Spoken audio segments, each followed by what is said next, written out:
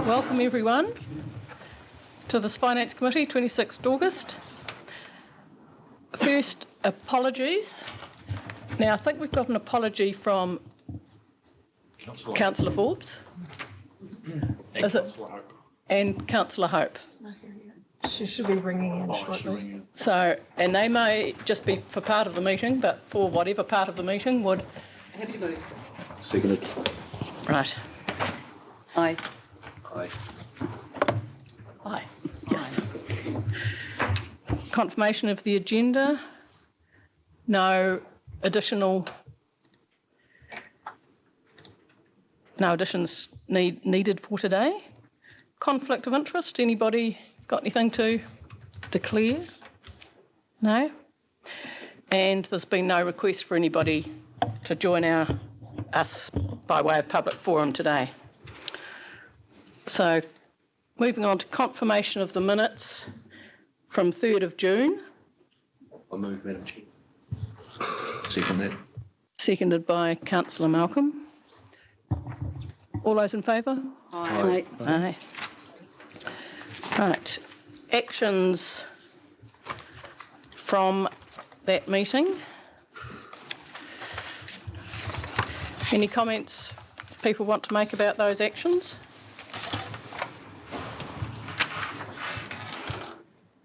Queries?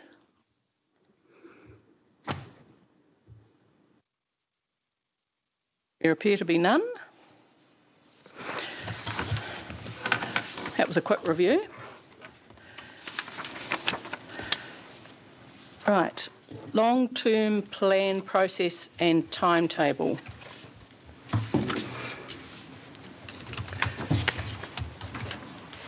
Is there anything you want to say to us, Nick, about the long-term plan process? Mike, sorry, it's Mike who's responsible for this paper. I'll throw to Mike. Yeah, yep. Okay. Thanks, Madam Chair. Just to point out, there's three key bits to the report that the executive summary actually touches on. There's the introduction section of the report, just really gives a reminder to us around the background and context for an LTP and how it sits within the broader context of strategic thinking and policies and plans that we have in this organisation, and that it's really bluntly a prioritisation decision-making process that has strategic elements in it, obviously, for example, looking longer term. The second bit in the executive summary is obviously the process itself, and that's provided as an attachment, and we can talk to that. And the third bit is me really drawing attention to risk considerations at the back of the report, and just really pointing out that it's a different process to what we've experienced in the last annual plan. There is a lot more going on in the background that you hopefully won't be aware of as councillors, because staff will just be ducks with our feet paddling frantically underneath. But suffice to say, there is a lot of delivery pressure in the background, and to be blunt, under the process and timeframes we went through in the last annual plan, I could not deliver an LTP in that same program, and I can be quite matter of fact about that. So what that means is there's some risks around delivery with us straying off the program, and I know that it's quite tough, but yeah, so those are the three key things. So I put it back to the chair. Thank you. Councillor Laws. Sorry, I just want to query that last piece of advice you've provided. When you say straying off the program, what program are you talking about? Sorry, through the chair. I'm referring to the process. Sorry, an attachment. You mean the process you've outlined on page 12 of the paper? Page 12 is the attachment. Whatever. Page 12. Yes, the process phases and the timeframes attached with those. Right. So the council could do more work than is listed here if it wanted to upgrade its operations or its ambit. So are you asking, Well, so what you've got is a process timetable, yeah, okay? So the key thing is that we have to hit certain targets in order to be able to produce an LTP that's ready for consultation. If, for whatever reason, there's not sufficient time built into the program to get to where you want to be, we would have to work inside the milestones that we need to hit to build in more time. so we can discuss the LTP more.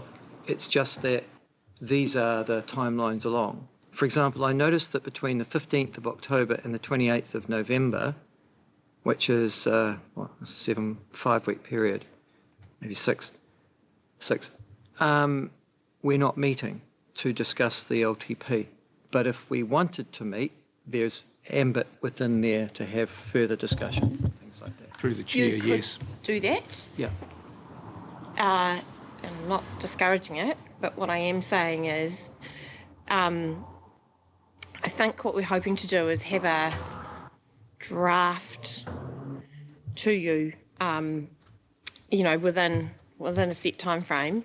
If you meet more and you don't land, there's a danger that we don't have the certainty we need in order to produce the draft on time.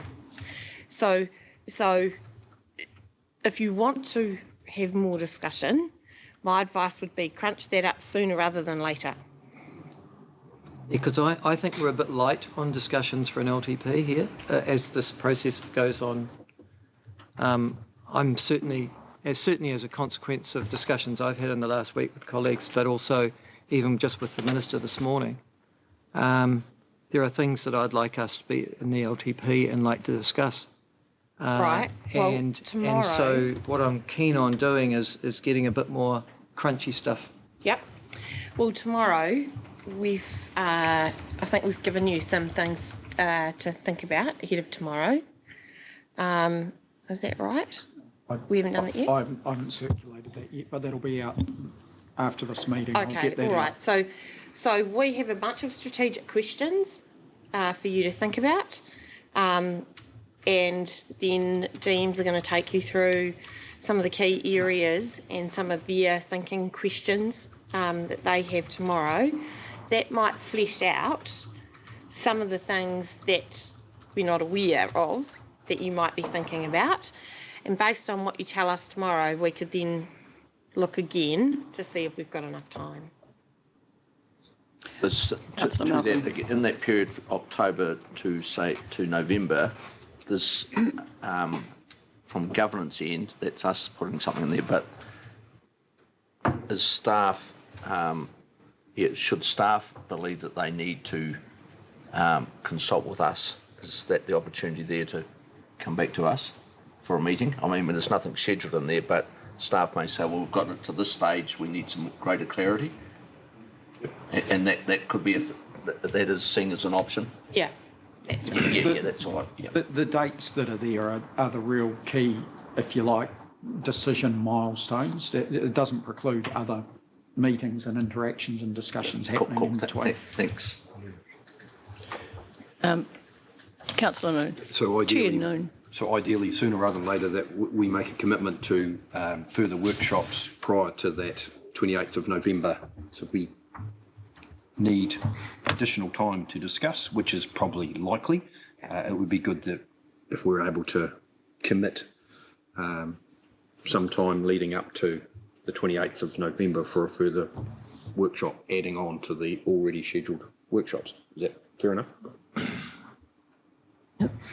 I've got a Chair. question. Madam Chair. Councillor Hobbs. Thank you. There's also some time, and I'd ask if the staff between the 27th of August and the 15th of October. There's a 6-week gap in there. Is that also open for any necessary meetings? Yeah, same applies. You know, we're hoping, what's happened at these phases is giving you, tomorrow is about having the discussions around what those key drivers and hopefully identifying those big things that currently we as staff aren't aware of. Then there'll be a piece of work to go away and build at a very high level what that means. Now, between there and 15 October, there may well need to be some more discussion and things brought back to council to get some more clarity. So it doesn't preclude that. We just haven't put meetings in there because we don't want to schedule meetings, you know, every week or every fortnight when they might not be needed. You'll probably find that discussions might be specific to a topic and we'll realise we need some more discussion and clarity as we go through, and we can call them as needed.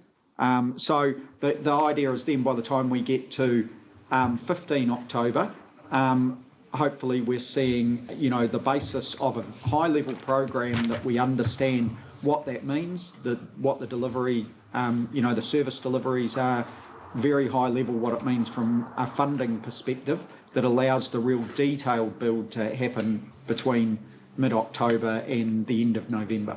Thank you. I've got Councillor Scott. I'm not sure if my question is a question I should have tomorrow as opposed to now, but I'll ask it anyway. Is documents like the RPS and the various national policy statements, how do we integrate them into this long-term, those expectations? How do we integrate those into a LTP? And one of the reasons I started thinking about this is that one thing I was really impressed with in the RPS was like the expert panels that we put together that actually stimulated some independent and holistic ideas. And I'm thinking, well, worked so well there, you know, is it appropriate for that type of thing to be in an LTP, or do we not need to duplicate it because it's already in the RPS? And if we did, how does that impact on timetable? Yeah, so I think in my mind, the key place you want to get to for the LTP is the what you're going to do. So you've been through the strategy work, which kind of is the umbrella to hang things off, right? Then we come to, okay, so what do we want to do? What scale, how much, how little, how fast, how slow, that kind of thing. I think what you might be talking about, Councillor, is more of the how we're going to do it. And we won't get to the nth degree about the how we're going to do things inside of the LTP. Because ultimately what happens is, you know, it's more high level than that. But then there will be different times when we would come to you as we are implementing the LTP to have those conversations around how do we do this? Do we have a panel? Do we have a something? Do we have a... Unless you specifically as an LTP, you know, say for example, you decided that you wanted to do all of our consultation by a citizens' assembly. And so we were going to set up a citizens' assembly, we were going to pay people to be on that citizens' assembly. There was a whole big piece of work around that. That might be an LTP piece, but not necessarily the detail of how we're going to do things right down to the really granular level. Yeah, I think one of the key questions I still haven't quite got in my head is exactly where we need to be at the end of this LTP. Where do we need to be in terms of all our aspirations? What's that actually look like? Because our LTP is actually going to realise that dream, and where we need to be in 10 years' time, whether that's articulated through the RPS or the national policy statements. I mean, is that a process we're going to talk about in the workshops? Yes. My one piece of advice, sort of ahead of the thinking you might do when you receive the material later, is that in my view, the gap that we have in this council, we're addressing the planning. We know we're addressing the planning. It's kind of BAU, if you like, because, you know, these planning cycles and they just go round and you've got to keep doing them, right? The gap is implementation. That's what I'd be thinking about if I was turning my mind to the LTP. Yep. What are the things that we're not doing to achieve the outcomes we set for ourselves that we need to do? So, you know, and there's a bunch of areas, you know, just like I was sort of saying, you know, if I just take a comparison example, if you look at ECAN up the road, for example, they have a tree planting program. They have a program that's specifically looking at braided rivers. That's where they're targeting their biodiversity effort for braided rivers, for example. Their AIR program is a $20 million program. It does everything from licensing or certifying dry firewood sellers so that people buy dry wood, right through to insulation and appliance replacement. So that's the kind of stuff that I'd be recommending you spend your time thinking about. Okay. Thank you. My question is sort of carries on from something Nick said earlier, and I think Sarah was saying about this being a time frame and that we can add bits to it and things, but this is the time frame of when things need to happen. Right up until 24th of February, it seems to me nothing has actually happened because these are all workshops.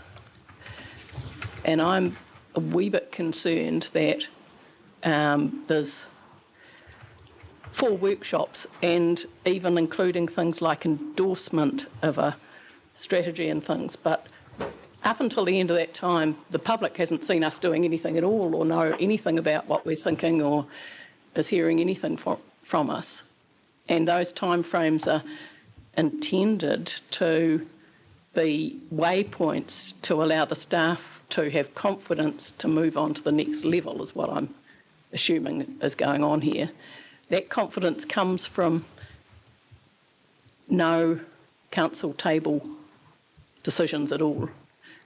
So I'm just wondering whether in the middle of that time, one of those waypoints, if they are waypoints, needs to be an actual council meeting. So I think you've got a committee on the 25th of November, is that right? So in phase 2, at the bottom of phase 2, there is a committee meeting.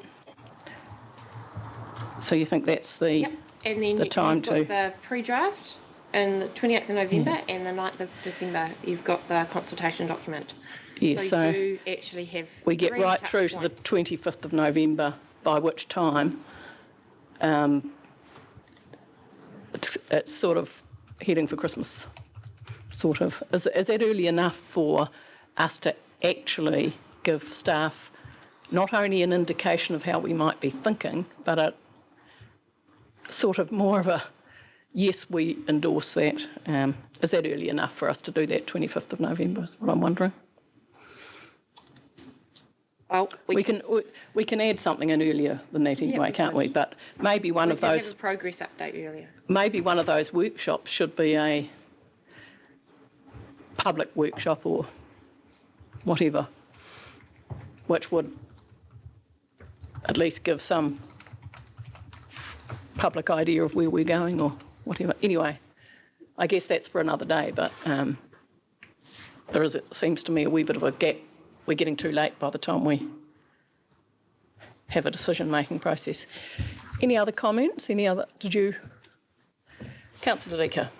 Yeah, thanks, Madam Chair. Firstly, I'd like to ask Councillor Laws, if I might. I was encouraged by the things he was suggesting earlier in this discussion. And could he, before tomorrow morning, pop us an email even with just some bullet points of what it is you want to raise tomorrow so that we can fit it into the GM's list of their priorities. It'd be nice to have a guide at least as to what you're thinking before we get to tomorrow. And I think the other point I was going to make is that talking of tomorrow, we have so much scope there tomorrow to let staff know where we're sitting in terms of priorities, particularly long-term priorities. I think by mid tomorrow afternoon, Mike and Nick and the GMs will have a pretty good feel for what we're thinking. The other point, as you rightly point out, the public won't know until we have at least a pre-draft LTB in late November. And that is late enough, given the fact that we want to have this thing out for hearings in May of next year. So I agree with what you're saying, but there is scope along the line for us to feed in. Did you want to answer that, Councillor Laws? The first part of that? No, I'm happy to do what Michael suggests. Councillor Robertson. Yeah, it was interesting that Councillor Deaker was just suggesting that.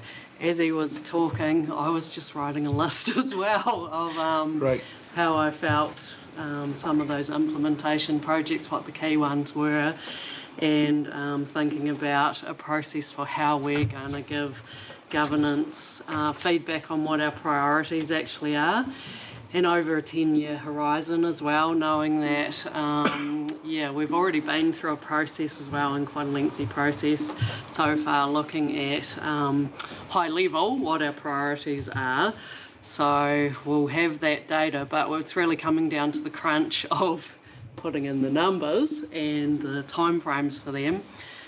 So, we'll think about that tomorrow. But the ones that I wrote down quickly now, obviously we need to develop, basically we've got required action that we're going to need to do. We've already developed strategies in a lot of areas, such as biodiversity and biosecurity, so there's required action. So what does that look like on a time frame scenario though? Does it all need to be done next year or not? We've got the catchments investment there.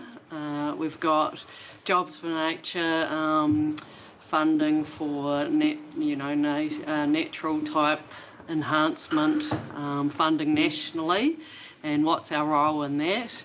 Public transport, what's our role in promoting, I suppose, and enhancing public transport and the utilisation of it? Could be wider than the strategy we've got at the moment. I think there's a project around building community capacity for change in the rural environment. So we've had a lot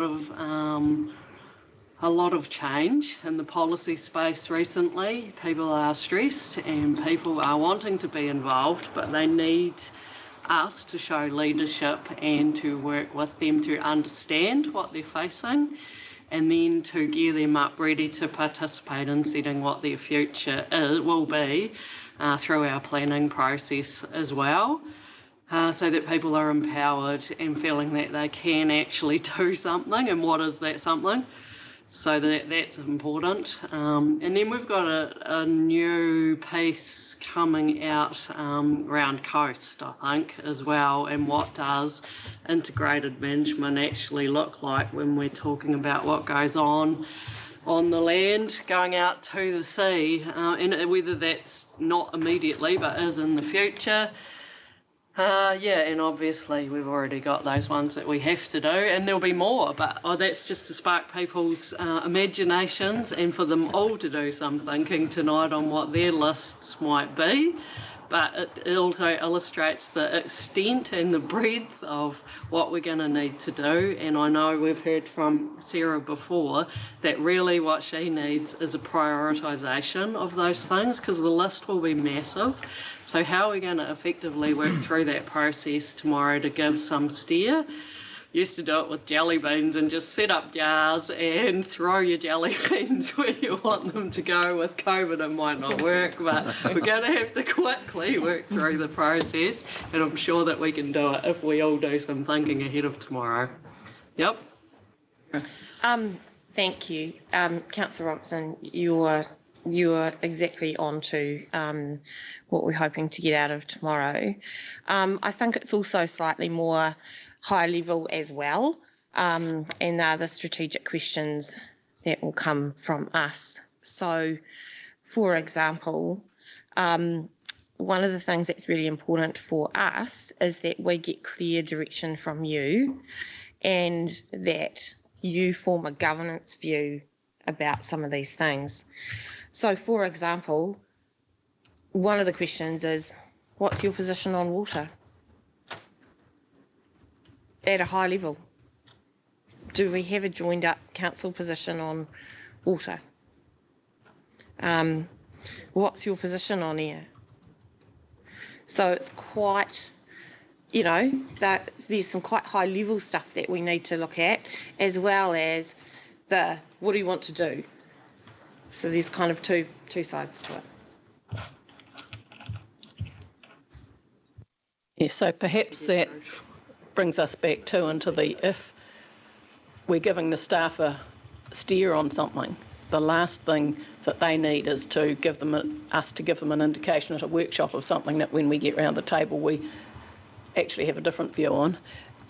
And so perhaps if the best way through that would be, if we're formulating some of our views there, that we then take those views, undeveloped as they may be at that point, not decisions but views, back to a meeting so as we can say that is our current views. So it's appropriate for the staff to develop their plans on the basis of those views, but that they've come back to a council meeting to endorse those views as being our current thinking. So that may be the way through.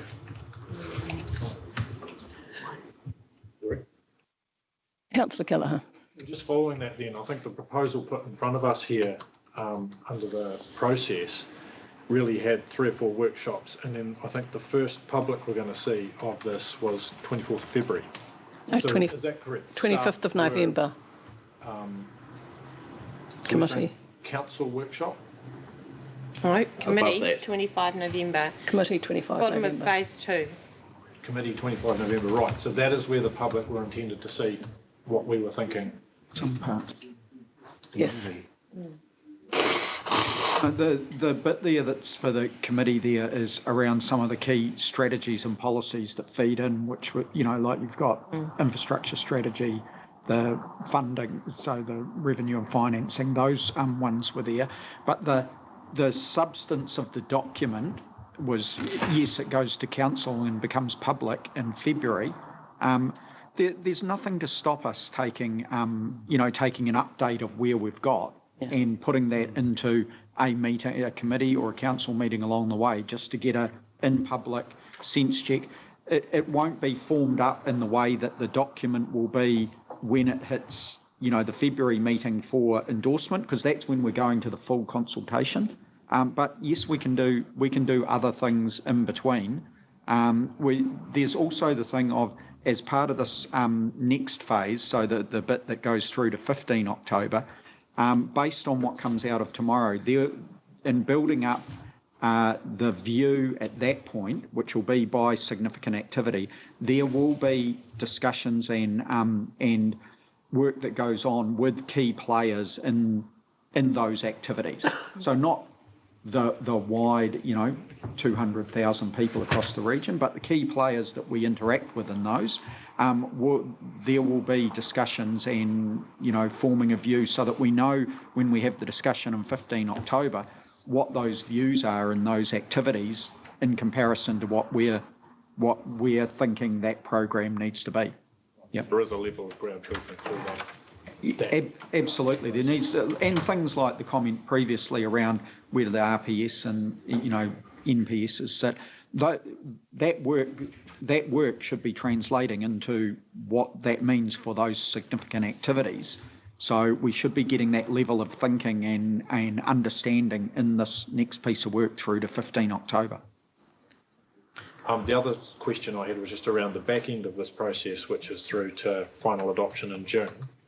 Is that a statutory time frame required across our triennium to have that delivered by that point? And the reason I ask that is around if we become too constrained in what we are trying to see in this at the early stages of it, and then when we look at the messages around total change to the RMA and other potential changes we see going into the future,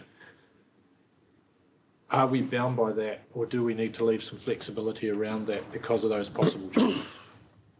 So usually the way you would handle that is you can only do what you can and land your LTP, and then that's why we do annual plans each year, because the annual plans, if there needs to be a change, that's the mechanism. Sometimes we need to do a change to the LTP if it's substantial, but annual planning is usually the mechanism by which you'd make adjustment. There's also some discussion around government at the moment, local government at the moment. Some TAs, more so than anyone else, are angling to lobby government for an extension so that LTPs get pushed out 12 months. In our view, that would not serve this organisation well. And I mean, if you want to lobby, you can, but in our view, we're already on the track. We need that direction to take the organisation forward. If we don't have it, it just delays progress really in the direction that you want to travel. Councillor Noon. Thanks, Madam Chair. Just on that last comment, Sarah, and just following up your earlier comments about having that high-level view from around the table, and because we've done X amount of work with the strategic directions, we've had a couple of workshops, so we've sort of workshopped our view. So that, until that lands, I suppose that's our current position. It's not adopted by council, but that high level work has been done to a certain degree. Was that a fair comment? Yes, in terms of looking more towards outcome. What I'm saying is so if you, I don't know, let's take air for example. Okay, we've had a lot of conversation around the table recently about air. There's conjecture around the table about 2.5, whether that's good, whether that's bad. There's, a desire to do more work with cosy homes. There's some thinking from staff about, well, actually, we're not sure that at the rate at which we're doing the work and the rate of investment, actually, we're getting a lot of gain. It might not be the thing that we do. There's a whole lot of other possibilities, but we're also proposing to do the coast plan ahead of the air plan. You might decide that air is your priority over coast, and you might also decide that while you're waiting for the air plan, you want to do something more, bigger, different in the implementation space. So you need to land a position. So the strategy piece doesn't take you to that point. It's the next piece down where you've actually got to put your penny down and say, okay, organisation, this is where we want to go. We know we've got to redo the air plan. We know we've got a coast plan to do. We know for X reasons that you're recommending we do coast over air. If we go with that, in the meantime, we want to do X and we want to spend this much and we want it at this scale. Councillor Deaker. Yeah, I'm glad Sarah's come back into the discussion with more about that air stuff, because my mind is still boggling a bit from her earlier comments where she waved the Canterbury model in front of us and talked about licensing firewood sellers and the whole implementation workforce to do with air. Not that I disagree with that. And I see in the Canterbury's community consultation results that they get a very favourable response from their public on what they're doing about air, so good on them, they're doing it well. However, the point I wanted to make, Madam Chair, and it seems relevant while we're discussing this process phases document from Mike, that if we are to talk about implementation more, that I'd like to know from staff, in particular from the CE, whether we're actually seeing a new model for this regional council. It seems like yesterday the ORC was an organisation of 110 people, very few of whom would have known how to spell the word implementation, let alone go out and do it. And yet we're hearing already more and more, and it's partly from the Minister this morning and partly from our own CE, more and more emphasis on this. Are we anticipating that we are actually breaking the mould even further of the Otago Regional Council and say we're not just about policy, we're not just about regulation and compliance, we are about getting out there doing stuff? We used to have a company called Regional Services. I see they're on the agenda later on because they don't do anything. That used to be our implementation. We have a model existing of funding outfits like the Cosy Homes Trust who get out and do stuff. Is the CE now suggesting that we are going to be the organisation which internally and externally does stuff? Are you with me? Yes, I am.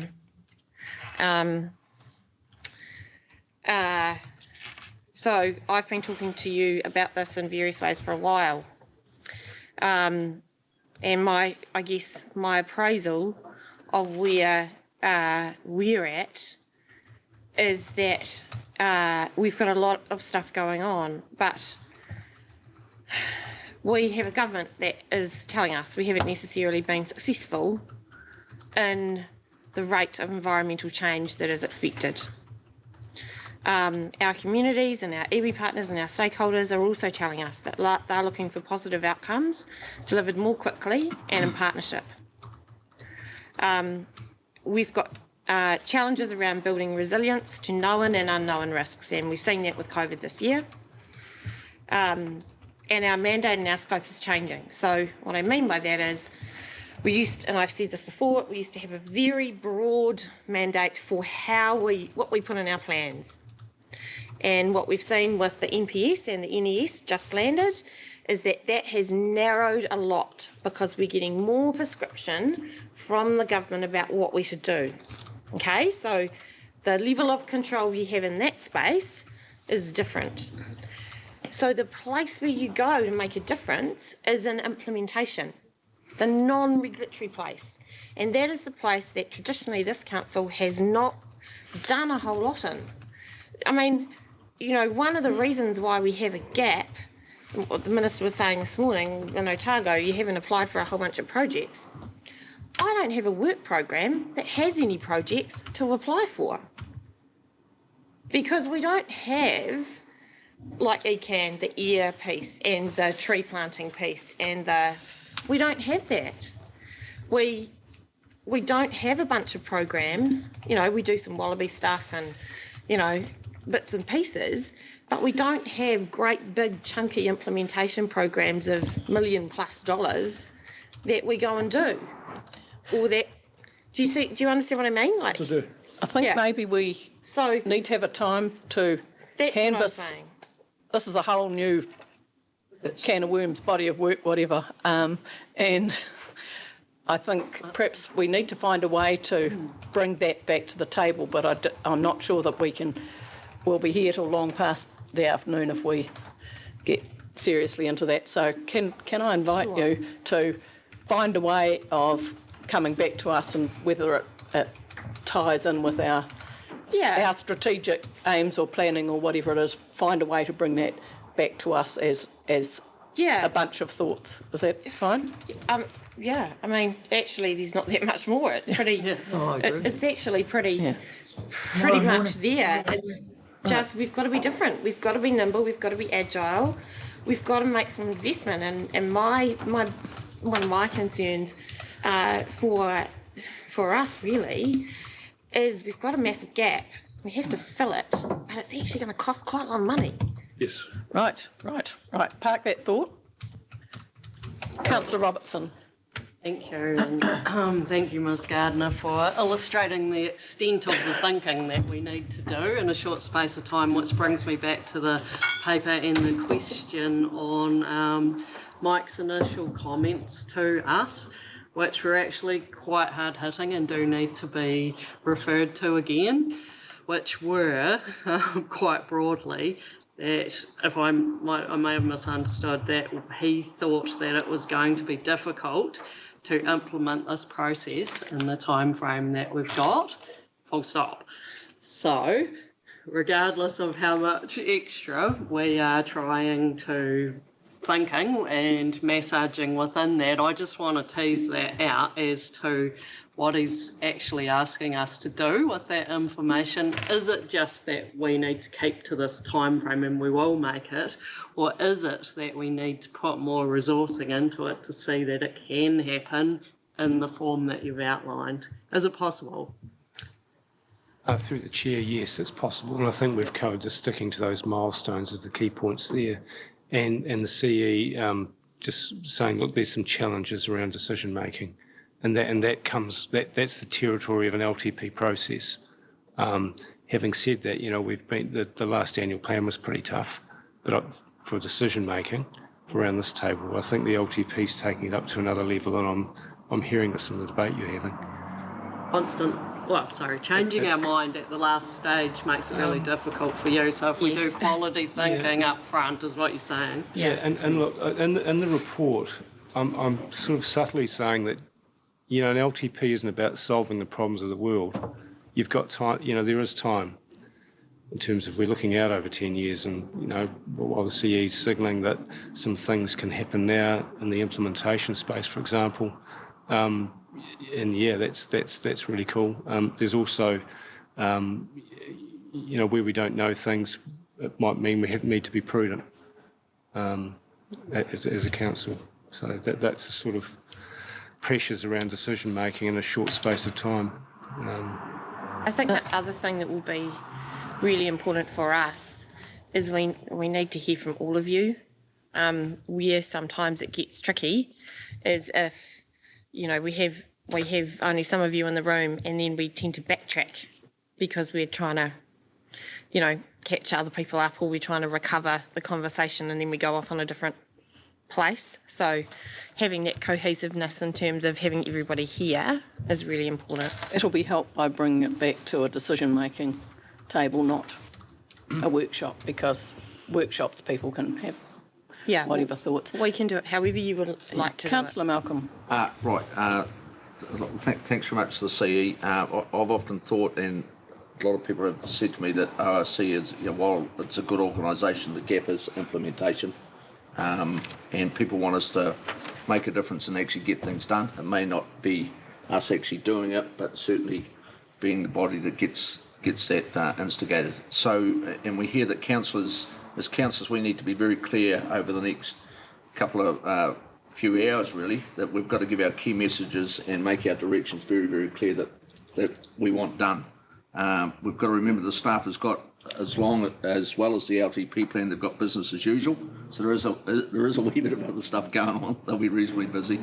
But I'm very confident the staff will actually grab us through this process if they need reassurance or confirming our directions. So with that in mind, we've got on page 8, we have two recommendations. I'd just like to move both those recommendations as is. Page 8, which endorses the First page. Somebody like to second that? No, well, we can still keep talking about them. Happy to second. Seconded, Councillor Noon. I think, Michael Laws, you had your hand up. No, I mean, it's just that the issues, what we're going to do and what we want to put into the long-term plan, Sarah said we're going to be discussing tomorrow.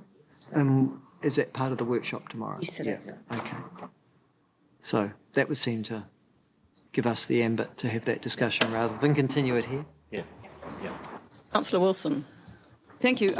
I had a question first, which I'll deal with, and that is there are so many parts to this that I appreciate, Mike, the issues of getting it all together. There are things like the financial strategy and the infrastructure strategy that are separate pieces that I think have been indicated, or I think there is an indication around the table that there is some fundamental policy issues behind that. Just understanding where those bits come in for discussion, because they're sort of separate from the implementation on other projects. Through the chair, they're separate, but they're not. You'll see them getting integrated into the conversation as you step through thinking about future service delivery. And I think I heard one of the councillors say that, where you're investing in something and it's over the long term, you'll be considering that difference that it's making alongside the affordability issues, which the financial strategy gives you guidance on. And so you'll be looking at sort of some of those indicators in your financial strategy in terms of how hard we push things. So that's that example. And then the same for infrastructure strategy. Obviously, that's a key driver around, our service levels for, infrastructural asset-based services, flood protection. Okay, so I think somewhere we've indicated that we wanted to look at liaison groups for those catchments again, and that would be integral in setting that infrastructure strategy, or don't you see that as an integral part yet, before that's done beforehand? So I need to catch up with staff around how the scoping of that strategy work and where it's at.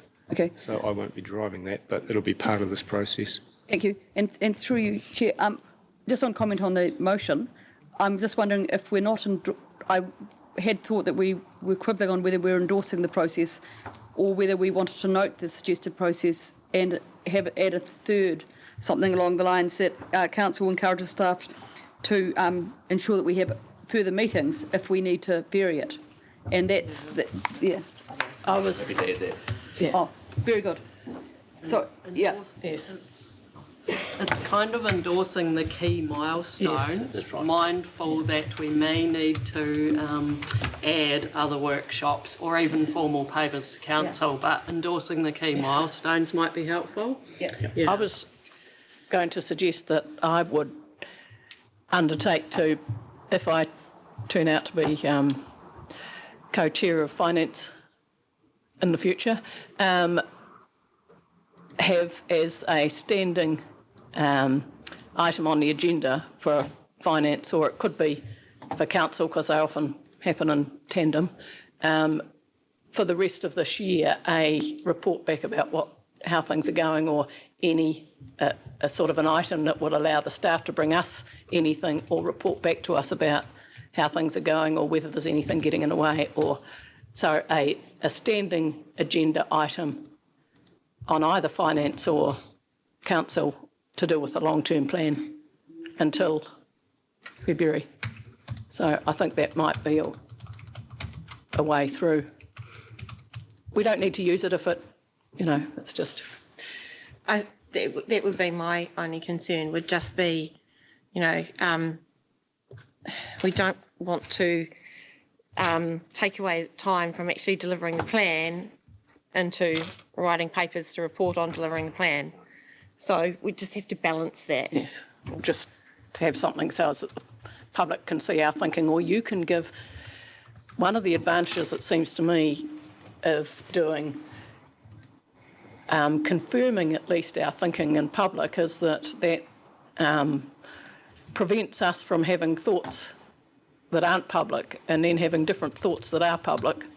I think the earlier that we can have them publicly, the easier it is for the staff to move forward and have some confidence that we're not going to have a different idea tomorrow morning when it turns out to be a real meeting, sort of, is all my thought. Anyway, I think if we bring something back and don't use it if we don't need it, but it allows for a sort of a standing look at it if we need to. So were you adding that? Well, I'm happy for Gretchen to, or even the mover. Did somebody want to add that? Yeah. Yeah, so endorses the 2031 long-term plan milestone process. That's what we're saying.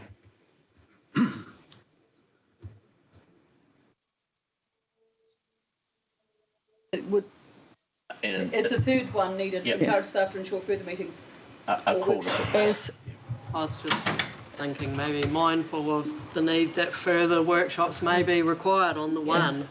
Okay. Yeah. Maybe.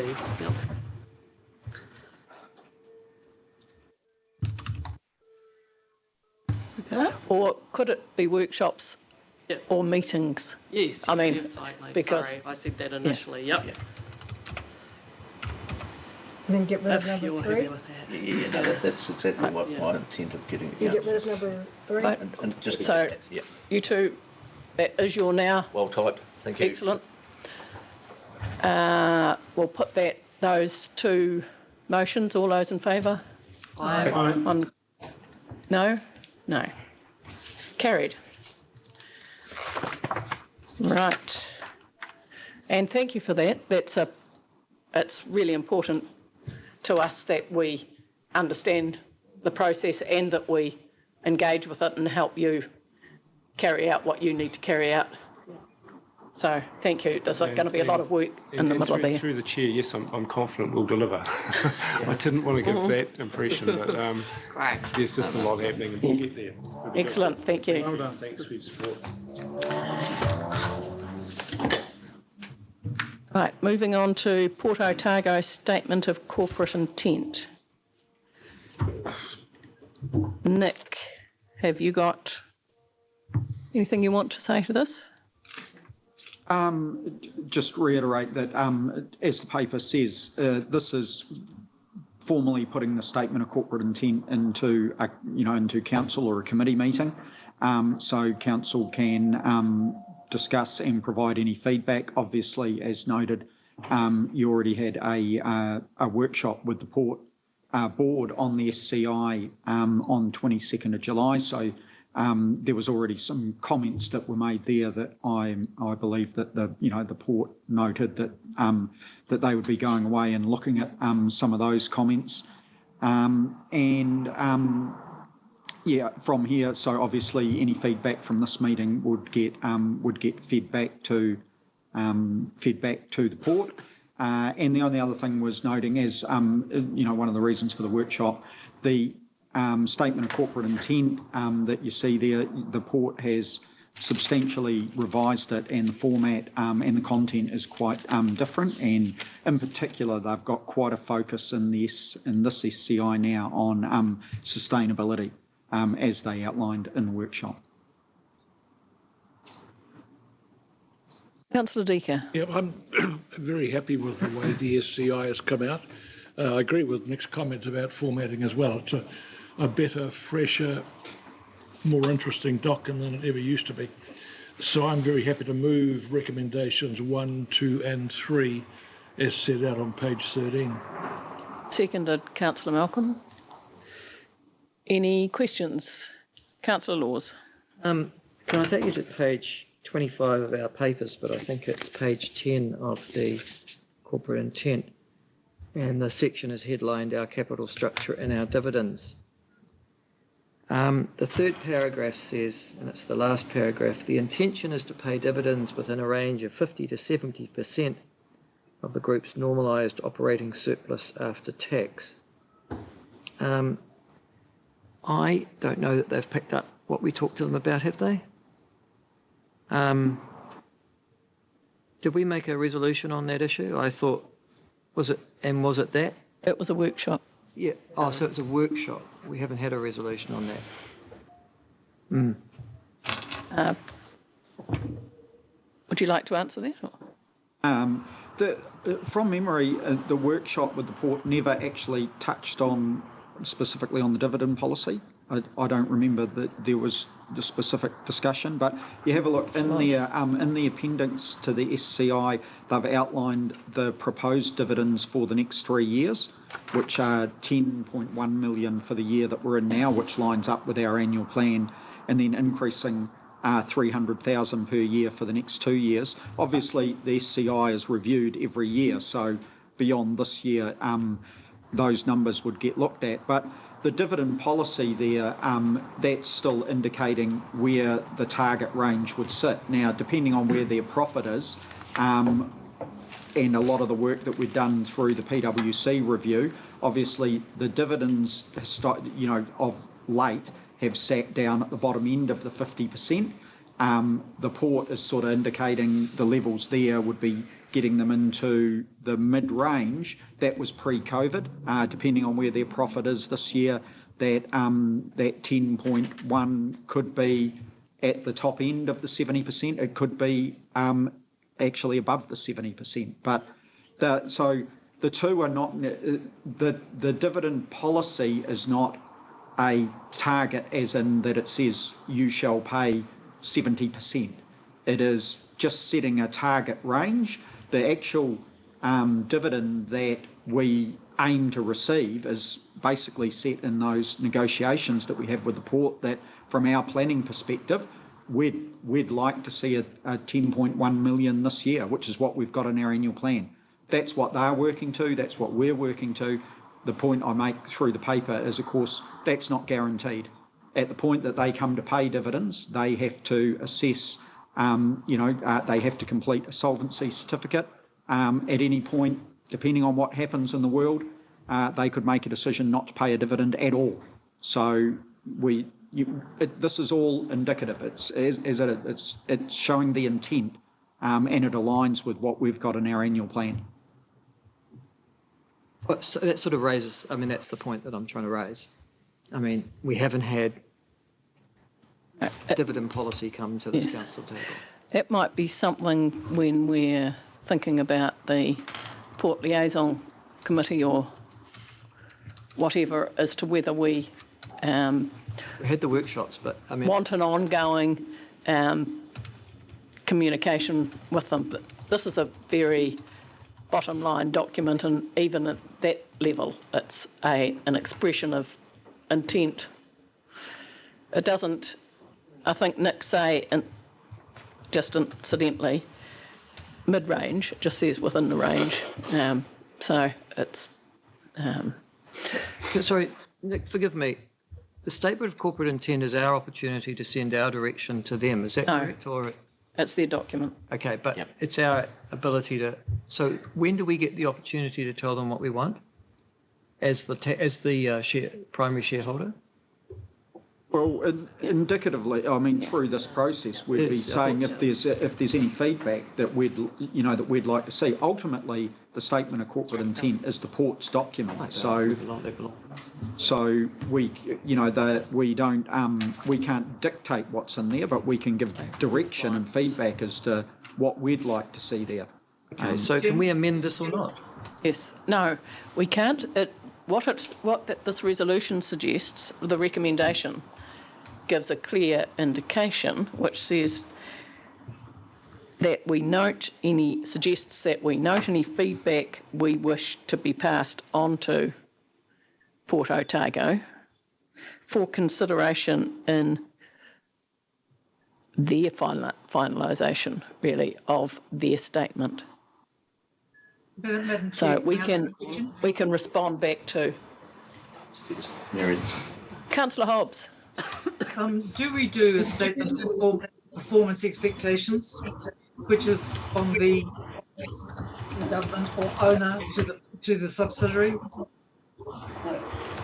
No, we don't. The closest we do to outlining what our expectations, from a council point of view for the port are what we outline in the financial strategy. Okay. And it is something that will get looked at through the LTP, because it's not a statement of expectations. but it outlines the reason why we see our investment in the port as important and what we want out of it with dividends and how we apply the dividends. And that's as far as we go in any of our documentation. Thank you. Councillor Malcolm. After the PricewaterhouseCoopers paper came through, we did have a debate and workshopped the two types of intended dividend. One was based on what's still in here, and the other was the 70 to 90% of. I just can't open my document to find the exact wording. So, and we did have that discussion at that time, but Port has come back with, and this is their intention is to supply a dividend in that level. So no matter what you put in there, it's really around the intent of the company, and clearly they've recognised that 10.1 is what we require. That's something we can continue to debate, but annually we will have the talks. Nick has generally done it about exactly what we do require. So I think if we started seeing things in here that word intent was taken out of there, I'd start to panic. Well, I wouldn't panic, it'd be too late to panic, but so the intent of the document, I think they've taken on board what we've asked, especially around the sustainability clause. I think that's excellent what they've adapted there. So I'm quite confident that we are certainly on track and will continue to liaise along that level. Councillor Scott. Yeah, no, thank you. I suspect, earlier today, as CE said, that we should consider getting into the implementation space, and potentially it's going to cost a lot of money. To be fair to the port, they're awaiting our LTP, because our LTP will give us an indication of what our financial needs actually are. And I've got no doubt that there could potentially be some conversations with the port. If through the chair, Nick, on page 15, it talks about the financial considerations. Well, actually, my first question is, has this been adapted since our workshop? No, it hasn't. This is the SCI is the same version that that was presented to you for the workshop. Okay, because I'm just trying to understand what it actually says in paragraph 13, where it says the target dividends of 10.1 align with the annual plan for this year. This is an increase of 2 mil on the amount stated in year 3. And then the final sentence, it says the amounts included in the upcoming LTP for years 2022 and 23 years will be reviewed and aligned with the amounts shown in the draft SCI. So are they basically saying there that they're waiting to find out what our LTP costs are and will align things accordingly? No, they're not saying that. That's my comments there in the paper. What I'm saying there is, I was just making the comment that the 10.1 that's in the current year's annual plan, that they're showing in the SCI, is actually 2 million higher than what we originally had in the LTP for year 3. And then, of course, the current LTP, years 4 and 5, have lower amounts as well. Yeah. So we'll have to do an adjustment process through the LTP. Okay. And as I just said, obviously, the SCI is adjusted every year. So whether at the moment, 10.3 million, 10.4 million for the 2022 year, that's what we'll be working out in the LTP, discussing with them. So just making the comment that those numbers beyond this year may or may not flex from there. Yeah. So, while noting that the port, of course, is not privy to our financial expectations at this point. I mean, we are privy to it. We're working through that process. After saying that, I'm still a bit disappointed that this document has not been updated with at least some of the feedback that we had, at least acknowledging that, acknowledging the situation. But simply, we've had a workshop, they presented it, and now they're formally presenting it. So there's been no tweaking. I think Councillor Malcolm wants to respond to. Councillor Scott, they certainly have on the sustainability clause on page 14, AU 14 number 7, and then actually on page 7 of the SCI where we asked specifically to. So they have updated it? Yes, they have, yeah. Nick? No, not from what was presented at the workshop. Well, the revised draft SCI now highlights the Port Otaga's commitment to social responsibility and their commitment to sustainability. Yeah, that's as written by our director. No, I'm talking, where I say the revised SCI, this is the draft one they've got as compared to last year's version. It's been revised quite substantially, and there's a real sustainability focus in this draft compared document. to last year. But it's still this is still the same document that was discussed at the workshop on 22nd. So, well, I've misread that because I thought they'd definitely changed that one paragraph. Sorry, which paragraph? I think they changed it before we saw it from last year. That was the message we got. But anyway, I just sorry, make that comment that, look, there's some future conversations that may be needed with the port. Now, in relation to the other significant event, or one other significant event that's been going on is COVID. And my question is, have I missed it? Or is there any reference to the COVID in terms of this document? I'll ask that question first before I comment.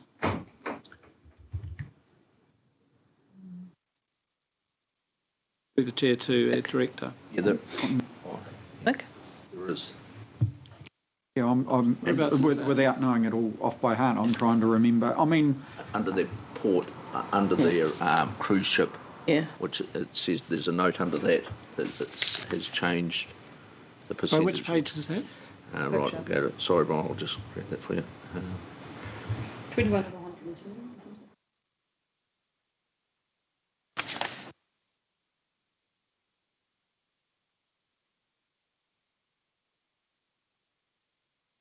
So where does it say the COVID? Bear with me. I'll have to read it.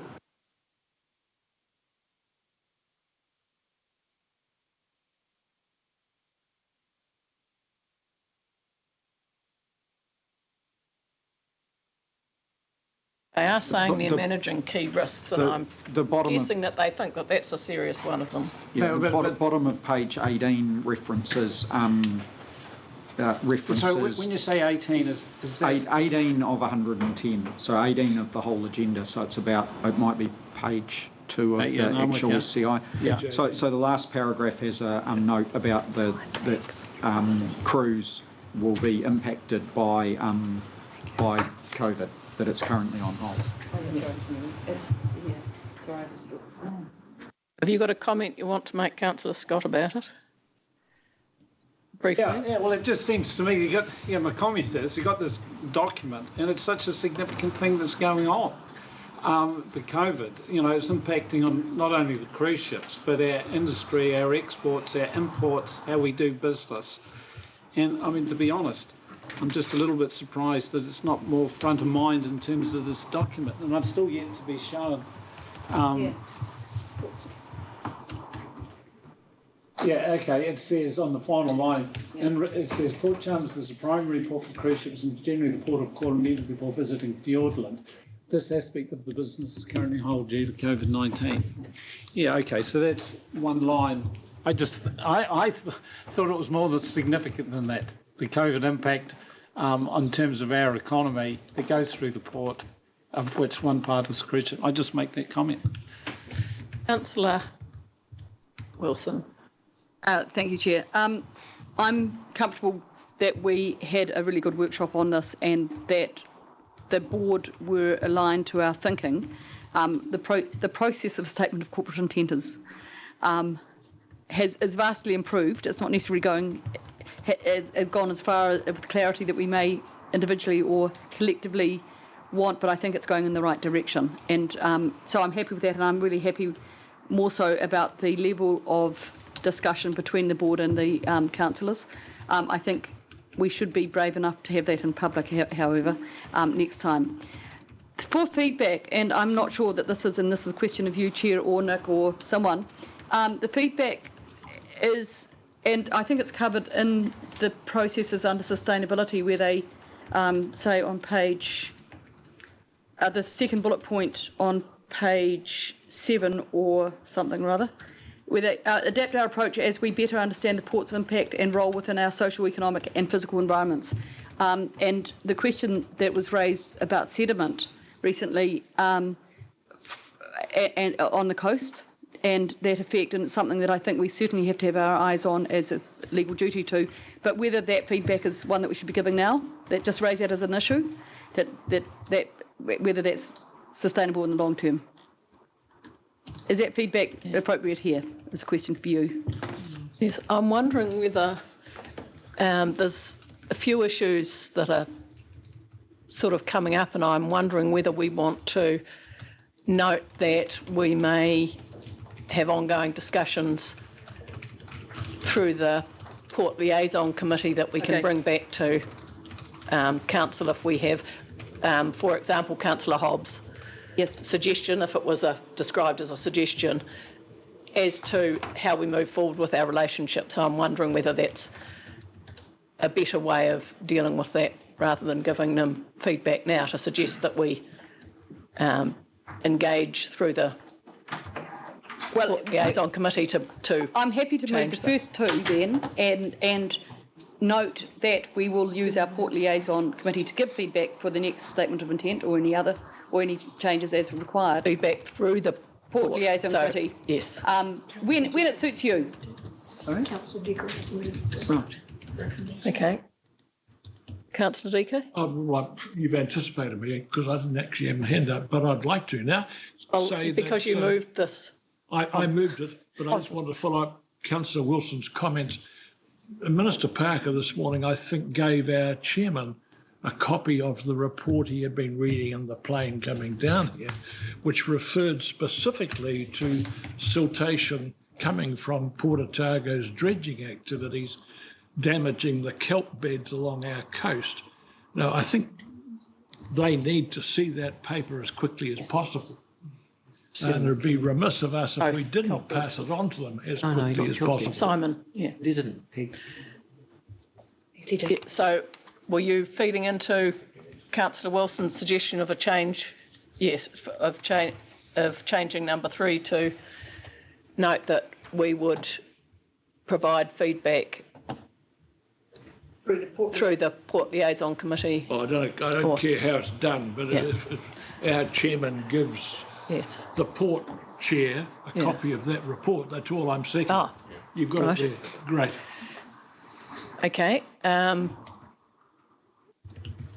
So are you happy for Councillor Wilson's change in that last resolution? Yep, sorry, I am. So that would be... Yes.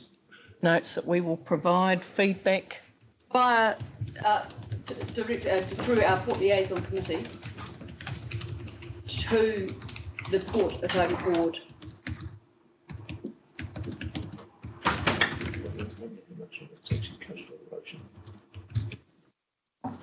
On an ongoing basis? Yeah, or? I think so. It's not just finalisation of this statement of intent, but it's all the statements of intent. Yeah.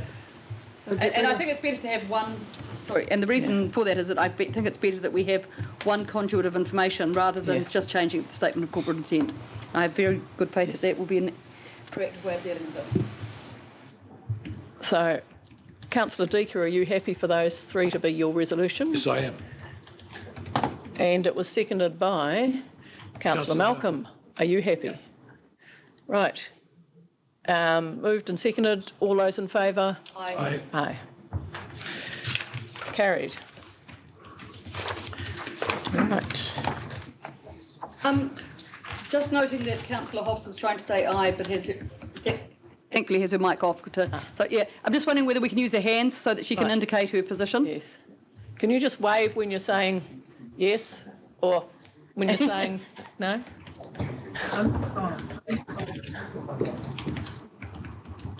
Can't hear you. Can't hear you. Okay. Now, can you hear me now? No. Have you muted yourself, Councillor Hobbs? No? She says that she's on. I can hear you Never now. mind, forget it. Can Yeah, you hear me? I hear you now. Heard that. Yeah, that's good now. Okay, what I said was I did try and mute because there was a large amount of industrial noise outside that I thought might disturb you. I will use my hand. Okay? That's not from the board. No, it's from lobby.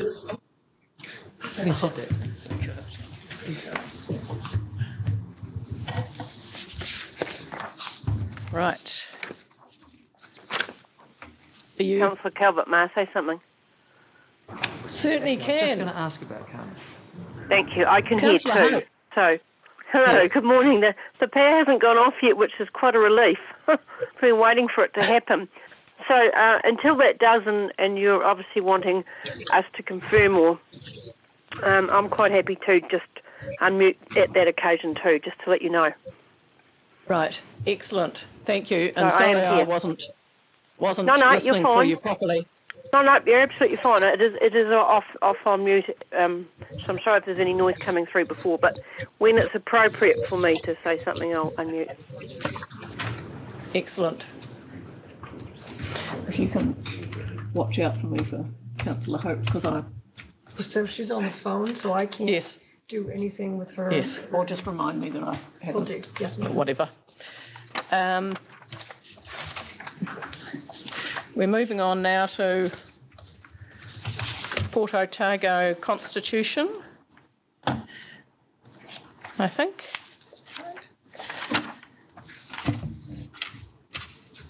Right.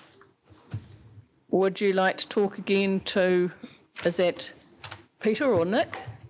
Nick? Yeah, Peter's not here. He'd done an initial review of this from a legal perspective, but we'd written the paper together. Again, the port. This follows a request by council to review the constitution. So the port board has done that and now has a draft revised constitution here for council to consider. There was some 5 key points that council had noted that they wanted looked at. In the paper, it's outlined what has been done with those 5 points and whether they've been actioned or not.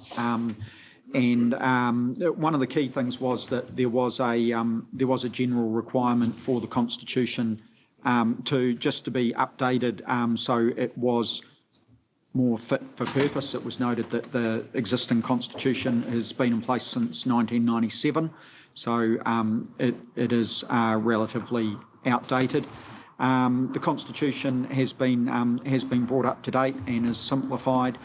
There is a few things that were raised that haven't been put in there.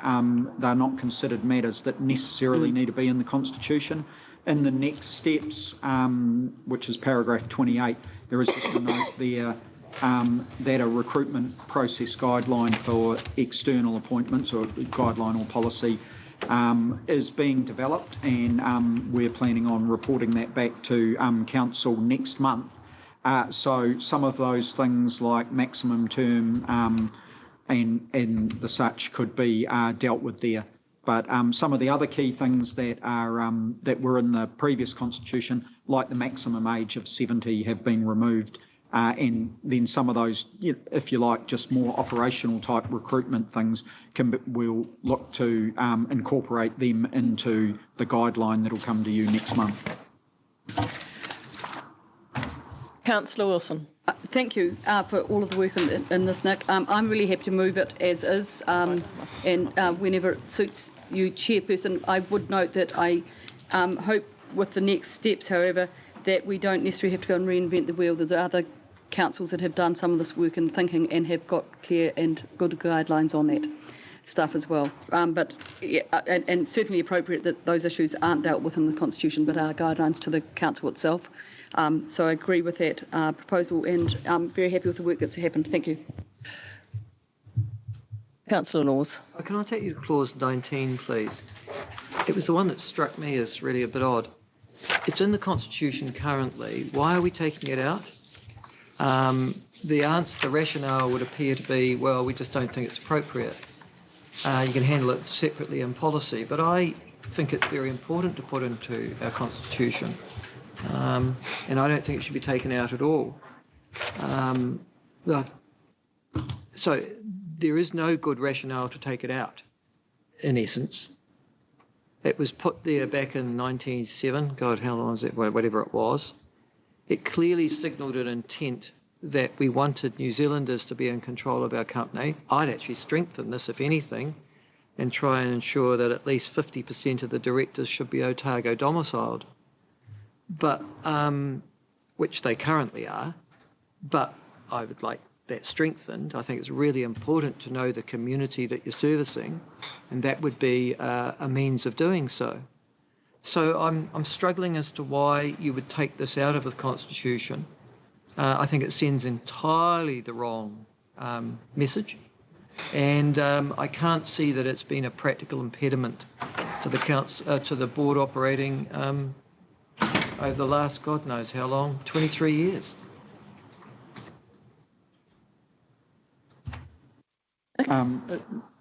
You're quite right. No, it hasn't been an impediment. I'd have to go back and ask the port exactly what their rationale was, but my understanding is that I don't think those sort of clauses are necessarily that common in constitutions. Whether it's there or not, it hasn't been a problem. Probably wouldn't be going forward if it was or wasn't. So could discuss that with the port further. But the other thing to note is that, of course, ultimately council gets to choose, gets to control that largely by who they appoint in the appointment process. At the point they appoint, they'll know where that person resides. So you have quite a lot of control on that, which is probably why it hasn't been a problem to date. But that's not to say that, after you've appointed people, they could all choose to move overseas, but at the time of appointment, you've got obviously complete control over that. Would you like to add? I'd just like, I guess I'd like that amended so that, with the exception of.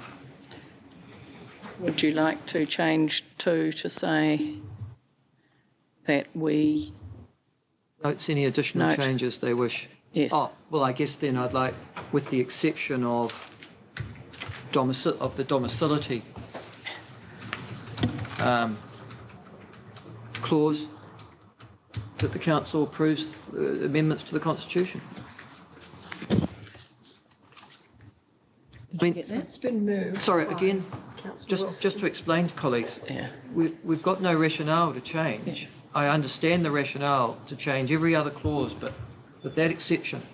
And I have to say, if anything, I'd strengthen it, but that's a policy issue, and I'm happy to handle that in the LTP. But I think it sends the wrong message that you're going to be or have the potential to appoint directors who don't even live in the country.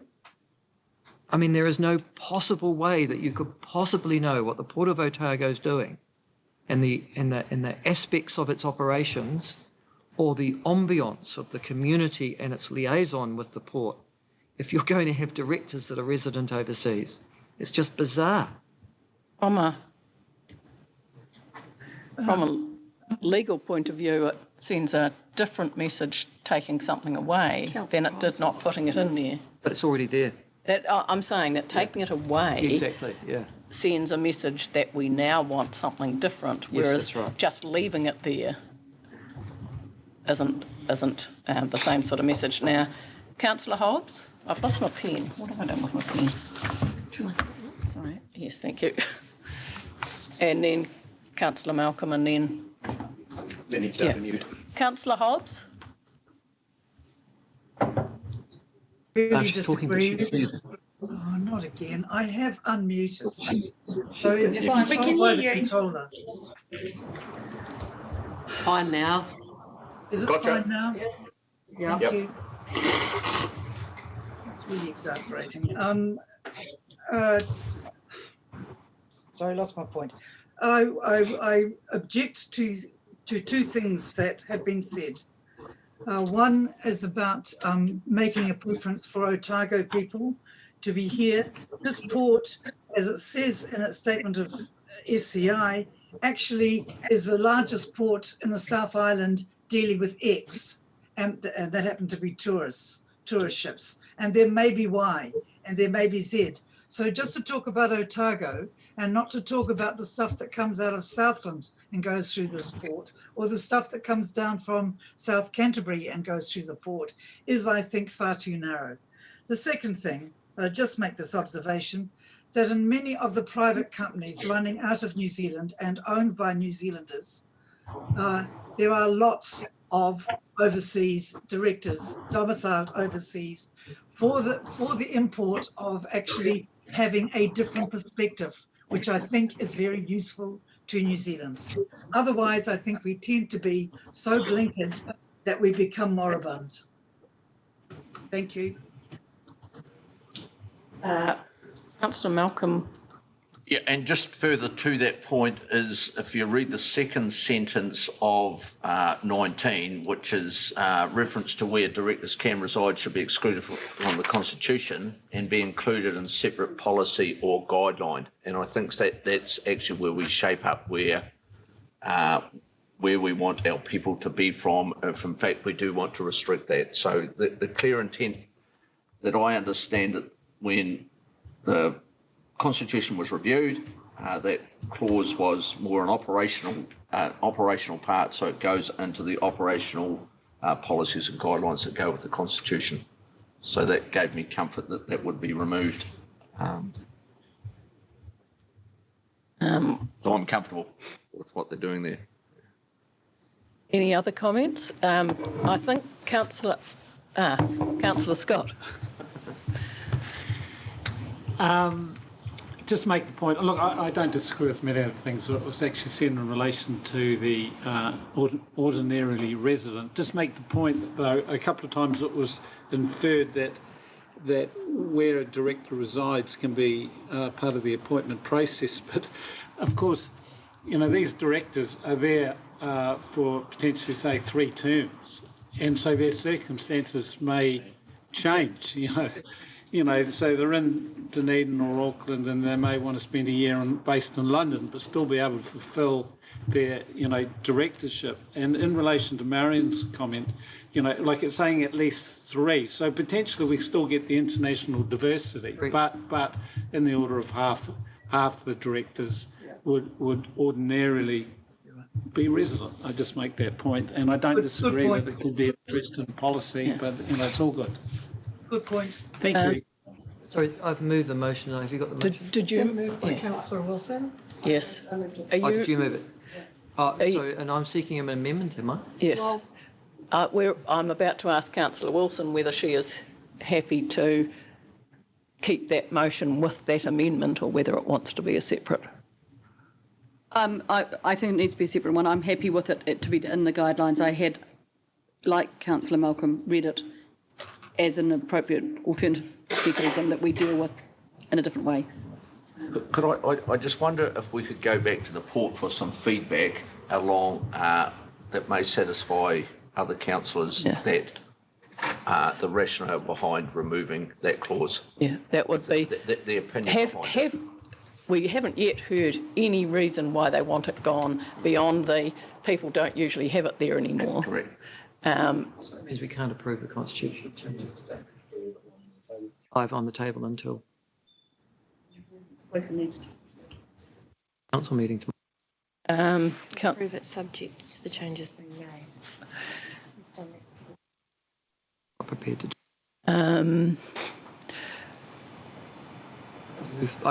If the feeling of the meeting appears to be that it isn't a problem having a limitation of no more than half the directors being not from overseas. That being the case, why is the problem having it in the Constitution for those people who don't want it in the Constitution? Can we get the feeling for that? Yeah. Look, I'm actually ambivalent on it, but I do think the only reason is that it makes for much easier process to change a guideline or a principle in decision-making around this council table than a constitution, which can be fraughtly. Do you see ever us needing to want more than half of us half No, of the and directors. so yeah, I'm ambivalent to that. So if it's easier to process by adding that back in, that term, I'm happy. Yeah. If we can make a resolution today and get it over done with, because I doubt the board really want to deal so with it you're again. prepared to accept that amendment if that's the... Yeah.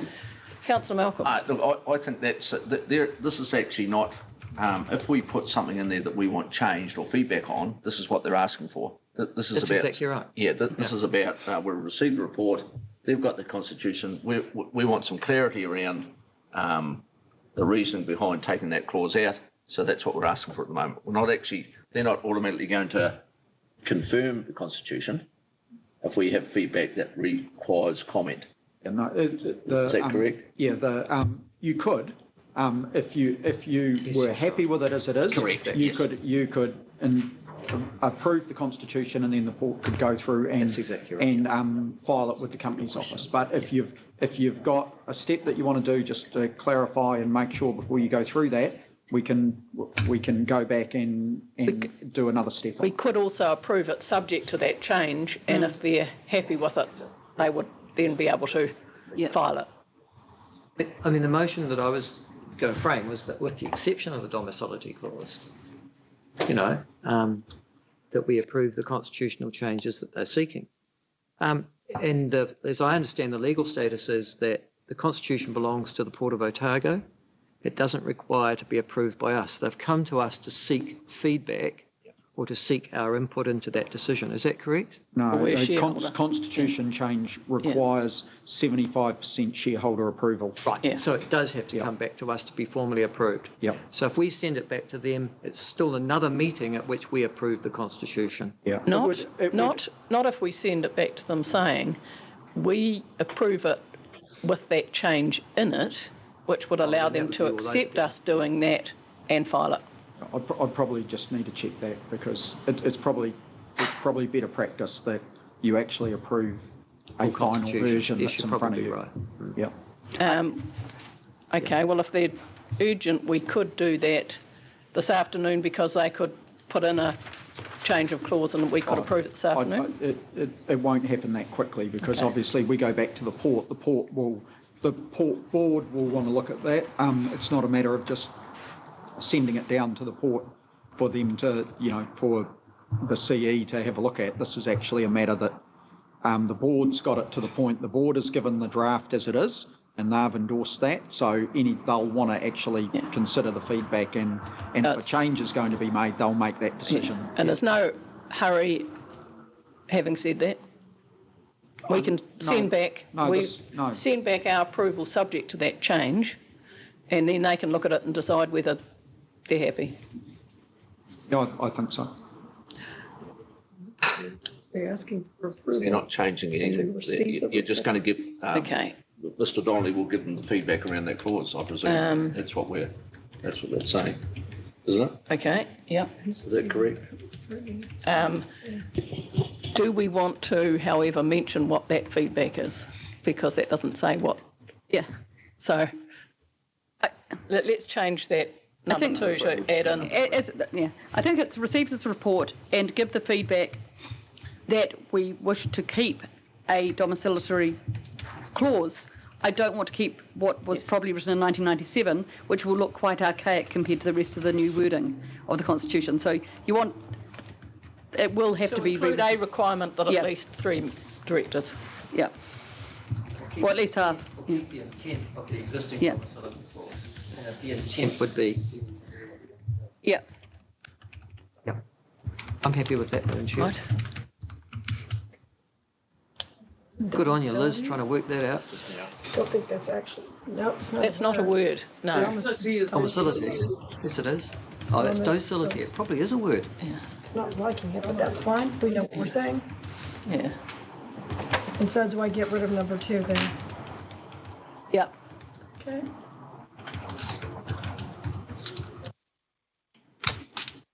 Okay, is that it? Right. Yes. And then are we approving the? Hey, are you happy, Councillor Wilson? I think that's all. I think that is all we can do at the moment. It will have to come back to us on from what Nick has said. So that's all we can, I think, do at the moment. Thank you. Who seconded it? I'll second it. Right, Councillor Laws. All those in favour, please say aye. Aye. Right, Carmen? Councillor Hope?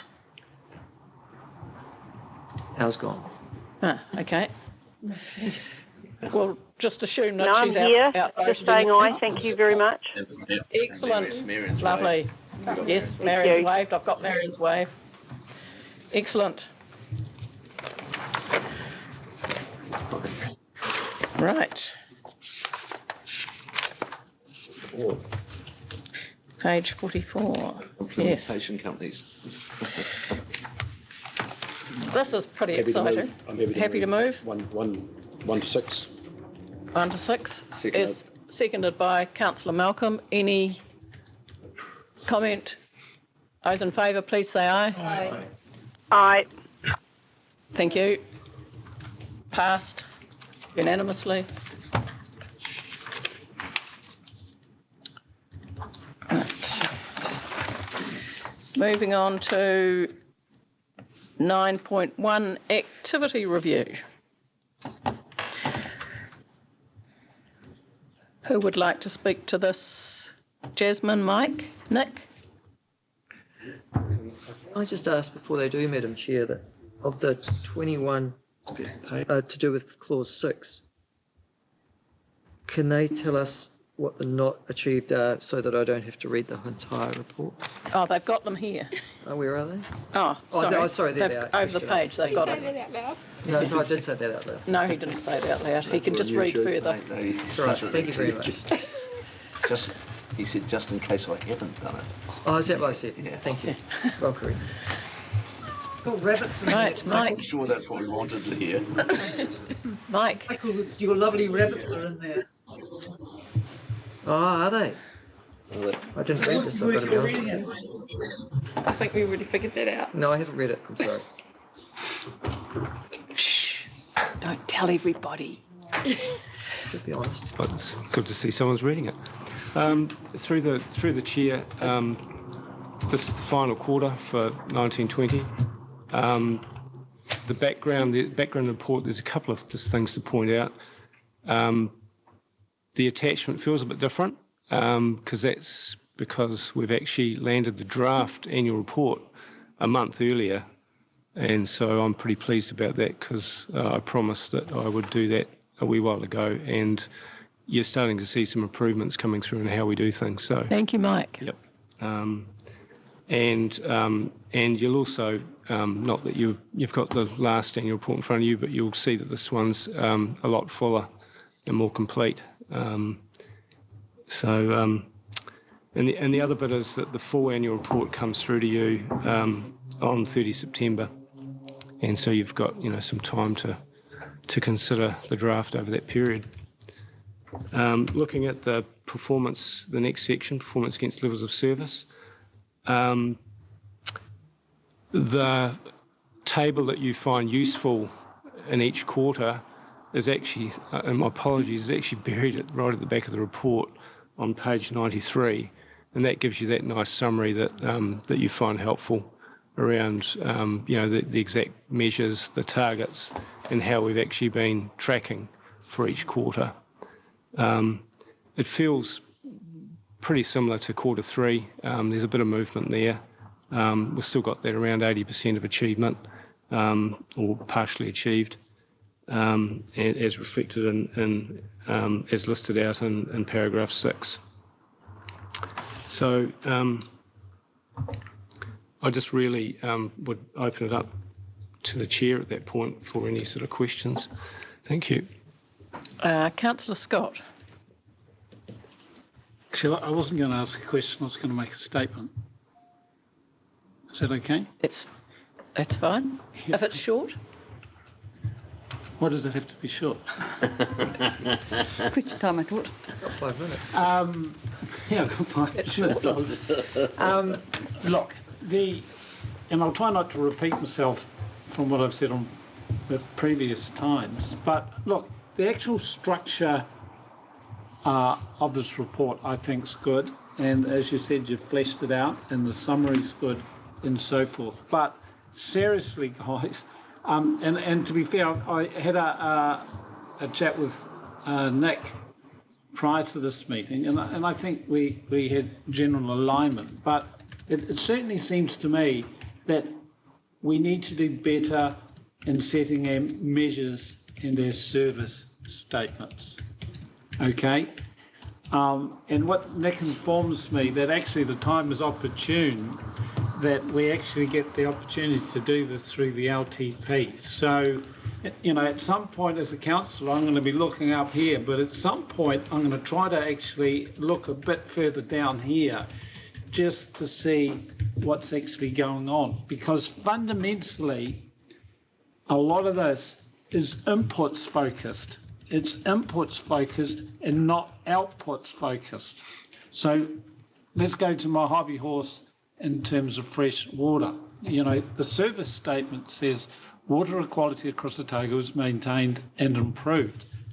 And that's what we want. And the first thing is we get a green, basically saying, you know, the first thing is inputs, assessments are carried out. The next one is increase the number of catchments included in monitoring.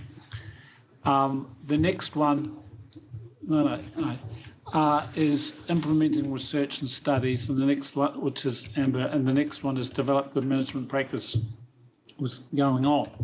You know, at some point, I would really like to see the output that actually the service measure has been achieved. That's what the minister wants. The minister wants to know that the water quality in Otago is actually being maintained and improved. But because of the measures that we put in, or around New Zealand, we may get a green light, but the water quality is getting worse more than it's getting better, is what the minister's actually saying. And even if I do delve a little bit better, that it seems to me that there's not a lot of independence in terms of this assessment. So, for example, the examples given in terms of a green, it talks about developing initiatives and implement progress or reported to council, including rural liaison and engagement. We don't actually hear a lot about rural liaison and engagement, but apparently they're the basis for the green. Also, we have contributed to the Waipahi wetland, and it's all good because there's a lot of good stuff going on. So don't let me get too negative, but I'm just saying we need to do better because the feedback from the Waipahi actually, yes, there was good stuff, but the resource consent cost 16 grand, which we ultimately got down to 10. You know, there's a lot of things that don't necessarily justify a green light, is what I'm trying to say. So through the LTP process, you know, I just hope that the measures and the information we get actually enable us to get where we want to be. And I don't think this is, for all its fleshing out and its boxes and so forth. And I'm also wondering, through our community survey, whether there's some connection there as well. So, for example, we may say that we're out in the community doing certain things that justify a green light, and staff say, well, that's, you know, because they've done what they've been asked, and we've agreed, and that's fine. But the community might say different. They may say through their survey that they don't actually agree with the assessment that we've done. So maybe every so often through our community survey, there's a connection to this, to provide a context and a benchmark. Because if our assessment is different than the community, at the very least, it'll make us ask the question, why? You know, why is there this discord? We think we're doing good. So all I'm simply saying is, thank you, team, for providing a structure that we can read, etc., etc.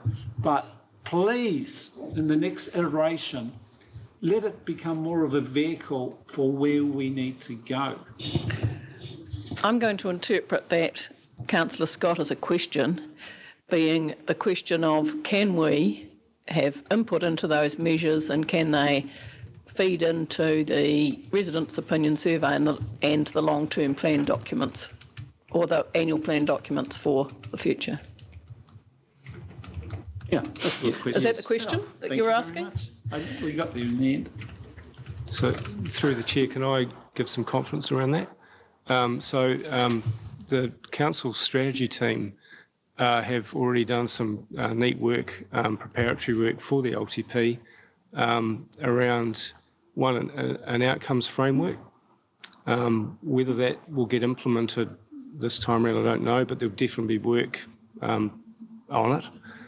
The other piece of work has been looking at, as Councillor Scott referred to, as the level of service statements, and you'll see them improve. And they set up the basis for what follows as your measures and your targets. Yeah. And yes, you'll see some improvement coming through those, but that is a longer time. Sort of, you're typically looking at 2 or 3 LTP iterations, picking up and seeing, going, wow, okay, now we've I arrived. don't have that time. Well, that's how it rolls. But you will see some improvement. And the other thing, I'm sure the minister doesn't have that time either. that's real life. So there's Wellington in real life. I think both Sarah and Richard want to make a comment. Just on the second question, in terms of the residents' opinion survey, whatever we call it, yes, there is an opportunity. That's part of the discussion tomorrow afternoon in terms of what do you want to get out of it, so we can pick that up tomorrow. Thank you. A couple of things. One is, you're right. There's not a lot of independence in this. Obviously, we do the measuring, but that's what audit's for. So that's takes care of that. The other thing I'd say is, look, measures are. I've never worked anywhere where measures haven't been an issue. They're always difficult. One of the reasons why they're difficult is because quite often implementing the measures isn't thought about when the measures are set. Then when you go to actually measure, it's either nigh on impossible, it costs a lot of money, you don't have the data, whatever the case may be. So it's really important work to get it right. I agree with you that some of our measures are not particularly inspiring, and they don't particularly necessarily give you any comfort that we are going in the right direction. We might deliver them, but they don't necessarily give that comfort. And so I think it's probably my best sort of stab at this would be everything that Mike said is correct. I think it's a bit of a journey. I don't think we'll necessarily be perfect this time around, but I'd like to think we can make some improvement. I'm not sure that the customer survey is necessarily the answer for everything either. I accept that as well, but you might get 3 or 4 questions. You absolutely could, and that will give you some indication. And if you made that specific, perhaps around engagement, I think you can definitely do that. But it's also really important to have some measures that actually speak to progress, and some of this doesn't. Councillor Wilson. Thank you, Chair. The first question I've got, before I touch on what has just been said, is the red, and I presume that the pages 93 on with that table that you referred to, Mike, is about the annual report as well? Yes, same information. So it's important that we get this right. And I think you've been possibly a wee bit hard on the first page, putting red for the last quarter with data not available to report on trends. Red doesn't mean that. Red almost means that you failed, whereas actually what you're saying is you don't know, which is a different measure. Is it unfair to put red there? No. Achieved, we didn't report to council, so we didn't pass go. Wasn't achieved. That's what the auditors will look at. Is anything that we put that we've achieved, we have to be able to prove it. So if we haven't got a report to prove it, then we can't say that we did it. I'd rather we were. Yeah, okay. No, I just want that way than we were, the other way. And that's fine. I just wanted to mention what Councillor Scott just spoke about and made a statement about. The question is, would it assist if we have slightly more rigorous around our setting of goals and ensure that we finance implementation measures or monitoring measures when we set those goals in a long-term plan? through the chair, just following what the CE said, and just adding to that is when we're very clear about our business, you'll see more clarity come through in our service statements and measures. Yeah. Councillor Laws. I mean, I concur with Councillor Scott and with the Chief Executive that we need to do something about these, and we will. Can I say that they're very important, these measures. They're an assessment of what we're doing and how effective we're doing it, which is a critical part of governance.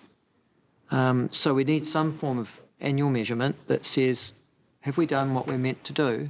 And is there some form of assessment to do that? When I look at biodiversity, for example, which is, now that I've read it, 2.1 to 2.7, you'd look at those and go, dear God, I mean, seriously, is that what you're measuring, and is that how you judge your effectiveness? And in fact, the irony is we set up a measurement for ourselves that we knew we must fail, which was 2.4, reducing trend in pest, plant and animal species across the Wairau Otago region, because we knew that when we set it up, we, around this table, had no way of being able to assess how we were going to in actual fact fail. We did have no quality data to start with. So I would think that this is something that the new, is it governance communications, something could really put its teeth into and bring back. I'm not sure that it belongs there. Well, it's got to go somewhere. Communications, is it? Yeah, but it is a part of governance, I would think, which is monitoring your activity and the kind of things that you're expecting. But it doesn't matter. The point is it can. Can I also just ask, that one on, and thank you to Councillor Marion for pointing it out, because I did want to have a look. The bit on the reds, Richard, is it to do with the rabbits and the pests and things like that? When we report, is that mostly to do with COVID? Well, we went yellow, yellow, yellow, you white, white, white. In the last quarter, we got reds, 2.5. Yeah. Is that mostly because of COVID? Yeah, it says that. No, it doesn't say it on my table. No, Well, if you read under rabbits, that's what it says. It's on a different table. But it's not just to do with rabbits. It's to do with pest plants and everything else as well. So 2.5a, if you'd read it, Brian, is to do with rabbits. 2.5b and 2.5c are not. I have actually read it. Which, by the sounds of it, is more So than I'm other just, people have done. so that's to do with pest plants as well. Is that to do with that too? Yeah, Kevin? we I can answer the question. Yeah, sure. highlighted where COVID's been a problem. It's partly to do with COVID, but it's mostly to do with systems and processes and people. Thank you. And we've taken steps to deal with that already, including defining a role that's right across our compliance and monitoring function in biosecurity. Do we still lack that baseline though, if you go back to 2.4, from which to be able to assess the quality of our intervention in this area? Yes, we do. And establishing the baseline is almost impossible given the kind of thing you are measuring. You have to have complete understanding of the population in Otago. So it's a measure that you can't actually deliver on. So again, we've talked to Landcare about what does monitoring and measurement look like in this kind of function to inform some better measures and targets for the future. So it's not just rabbits, is it? It's right across all the pest species and structures. That's correct. So we're going to find it very difficult to monitor progress. No, we will monitor progress, but we need to find a different way of measuring. good tool. Not this way. All right. So, for example, one of the ways you monitor progress with possum kills is you go in, you do, the program gets done or whatever, and then you go in later and you do monitoring lines, and, if you get 10 possums, it's not great, but if you get one, it's, been reasonably successful. So just on that one that you're talking about, 2.5, if you're looking at the table, which is on page 93 or 94, if you go back to page 57 in the actual in the actual report that'll be in the annual report. It gives the details. So the top of that page is those 3 red dots that are 2.5. Yep. Yeah. This is one that the issue around this, there is a little bit of what Councillor Wilson was saying around the wording, where the target actually says that all properties, all reported, for the second one, all reported non-compliance. That implies 100%. If you look down in the comments, you can see that, of the first one, 71 out of 103 were being investigated further. So it doesn't mean that we haven't done anything. It just means that, having a 100% target means that we're going to have a red. We'd probably look at that and go, we did a lot of work. Our preference would be that would probably be an orange or a yellow. But from a strictly audit point of view, the target is all, and that means 100%. If you look at Lagrosophen, there's a classic example. Our service standard is we'll collaborate with others. It's nothing to do with eradicating or controlling Lagrosophen. And so I guess that's the measure, that's the failure, and that's what we've got to redress around this table. Councillor Robertson. Thank you. First of all, thank you. Every time these are actually really valuable, very important reports. However, having sat around the table for a long time, I don't think we're doing our job really well in receiving these reports. I think possibly we may need to change the format of how we do that. We've done it different ways over the years, but the actual report's really good, so great. You're not getting the best out of us in looking at them. Some people aren't reading them. To be honest, a lot of us, I'll put my hand up as well, aren't doing as much work on it as we should be. And this is really crucial. Are we actually living up to a contract, essentially, with the community to deliver what we've said we'll deliver, and learning from that and making adjustments, especially with LTP coming up? I don't know, how are we going to do this? Because each year we should be going through each directorate at least and hearing from the directors, what are the key issues, and then we can ask questions and we can actually learn from it and we can make good governance decisions as a result in annual plan or LTP. I've got heaps of questions as a result of this, but I'm not going to go through it right now. Thank you for that, Councillor Robertson. Yeah, one that immediately jumps to mind, but there's lots, would be something like, okay, we've ticked the box that we're gathering data in catchments and we're doing more of it, and we've gathered a lot of data, but what does that actually mean? We're not actually reporting on it.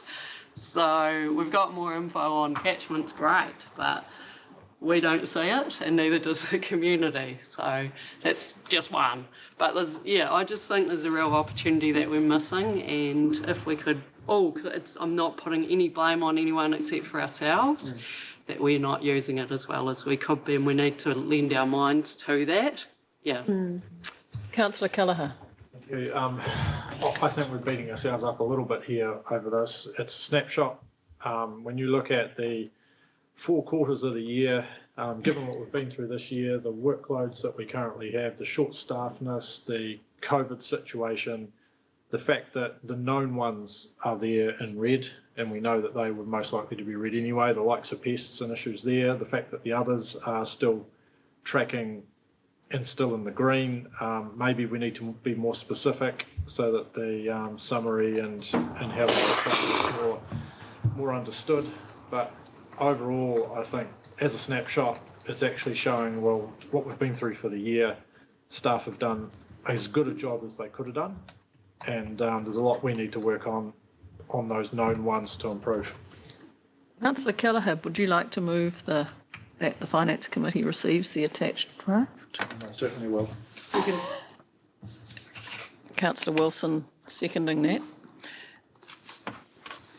No one wants any other? Chair Calvert, may I say something, please? Certainly can. Councillor Hope. Thank you. I'd like to agree with Councillor Robertson on just what she said. I do concur with what Councillor Keller has just said as a snapshot in time, but I think it would be good to hear from the directors and see what concerns them. And I think sometimes we don't often hear that much, and they have so much to give to us in value. And I agree with her. So I'd just like to add that. Thanks.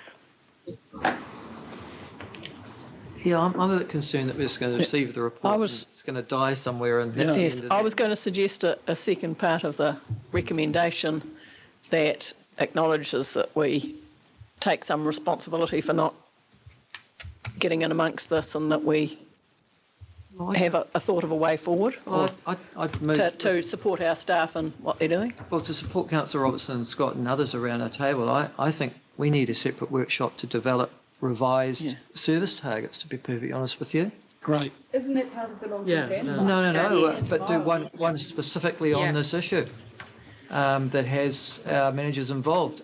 There's too much stuff that we're putting into the long-term plan, to be perfectly honest with you, to fulfil everything that we're going to do if it's just going to meet the current structure of the process we've looked at today. This, I think, requires a separate workshop. I think there's two. Sorry, but I think there's two parts to it, though, isn't there? Because there's the measures part, which I think we've all acknowledged needs some work. But there's the second piece, which is that you're not necessarily making use of the information that we're providing to you. And I guess one of the concerns that I have, and it's one of the reasons why we did the current state briefings, is that there are times when around this table statements are made, but actually they're not backed up necessarily by knowledge. And also with the amount of community engagement you're doing at the moment, part of that I would see is that you're able to talk to the progress that's being made, and that's what these reports are really important for, is to be because they provide you with fact. So you can then use that fact to be able to have those conversations rather than, rely on memory or whatever else. So I think they are a tool, and so I do think there's two parts. There's the what do you do with it part, and then there's the future measures part. Councillor Laws, did you want to add to? Oh, it's just that I think we need something to do with levels of service. I'm not sure that I could take this report out to my community and say we're doing our job, or we're doing a good job, or even have an engaged discussion with them, because it doesn't address the issues that are relevant to my community. For example, and pests is a good one. I couldn't look at these standards and go, we're doing our job. So I'd like to have a different measure of service, or a different level of service that we can measure progress against. Would Councillor Forbes, and then I'd like to come back to Councillor Robertson as to any suggestions as to whether there's an additional part of this motion. I'd like to see how these kind of relate to our strategic plan.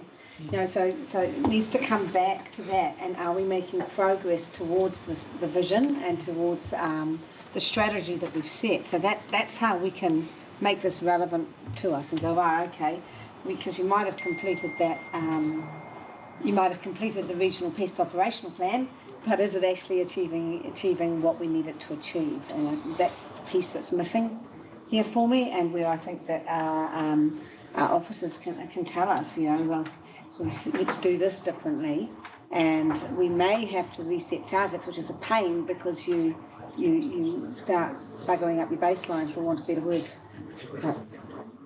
Councillor Robertson, or in fact anybody else, but starting with you, has anybody got an additional part for this? So these are the level of service measures for the 1920 reporting period, which were audited. So they're actually set, and they've actually been and gone.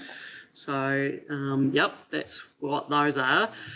But each year we hear from the auditor in doing that we could improve in those measures as well. So I think Councillor Laws is right that we're really mindful of that, making them more meaningful, more measurable, blah, blah, blah.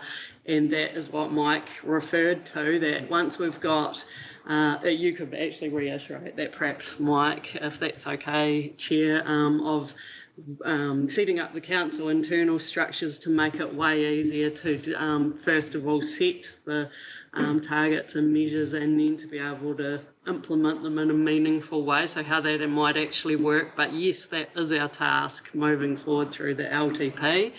And tomorrow we'll start that process, and the outcome will be that we've got really good ones by the end of it. I'm not sure if we need to do a separate thing though. I think that's just taken for granted that that is what we're going to do in this LTP. But yeah, maybe Mike want to reiterate. Would Mike like to have a do my job? have a go? Yeah, look, unfortunately, it is 22-23 we're looking at. It's the LTP. It's the yeah, you're right, Alexa. It's about the LTP process. That's your opportunity. Really focus your time on direction. I can't say that enough. Yeah. That's where your value is as governors. And if you get that bit right, staff will follow. And as I said, preparatory work has already started with the strategy team. There's a framework there that they've looked at this stuff. They've talked to you around the outcomes framework. That flows right through into service statements, which will reflect the direction that we do finally land on. And then it's up to us to do our best around measures and targets. And there's as the CE said, there's a range of things that impacts that, including investment in technologies, investment in connecting with our customers, and you've raised the issue around surveys and research. Yeah, that's yep. And there's a list of things, and we know what they are, and we put that in front of you. Well, perhaps that next half wants to say some version of council acknowledges that the measures need need improvement. I'm not sure, and that the staff and council will work towards this during the long-term. Right. For the long-term plan. That's good. Is that the sort of thing? That's good, yeah. Long-term plan, yeah. Somehow it needs to align to strategic directions as well. Well, that's in the long term. Yeah. Okay. Yeah, that is in the long term. So, I mean, the idea is you get the long-term plan, what you want to do, and then you measure. Yes, and then that gives the staff an understanding. And then you do your measurement of your levels of service. Yeah. 1, 2, 3. But they sort of interact, don't they? As you develop the long-term plan, you then look at how you might measure that. But can I ask then, Mike, if I might, Madam Chair, in our long-term plan, do we actually need to specify as to the detail that we have here, the levels of service as well? Or do we say, this is our long-term plan, this is what we want to do, we can evolve our levels of service?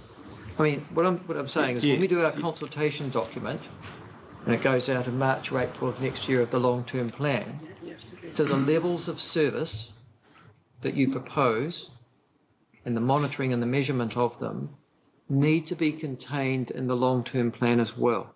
Correct, yes. Right. Yep, the details there. And one of the rules of thumb for a successful LTP is that if the more you get it right, the sweeter the ride through the LTP cycle, which for this conversation looks like a suite of measures and targets that do justice over those 3 years. And so if you get to the end of the 3-year period for the next LTP and you're still sitting on measures that are working for you, it's a signal that you really got the LTP right, or, as good as you could. You never get anything perfect in this world, but, yeah. Councillor Kelleher and Councillor Wilson, yes. That's your resolution. Are you happy to have that added? Right. All those in favour? Aye. Aye. Aye. Carmen? Cool.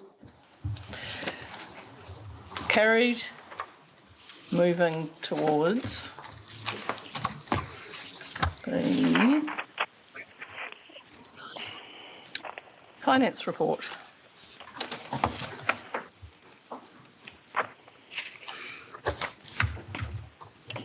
So this is our draft or preliminary end of year result that's being worked through with the auditors now. That'll go into the annual report.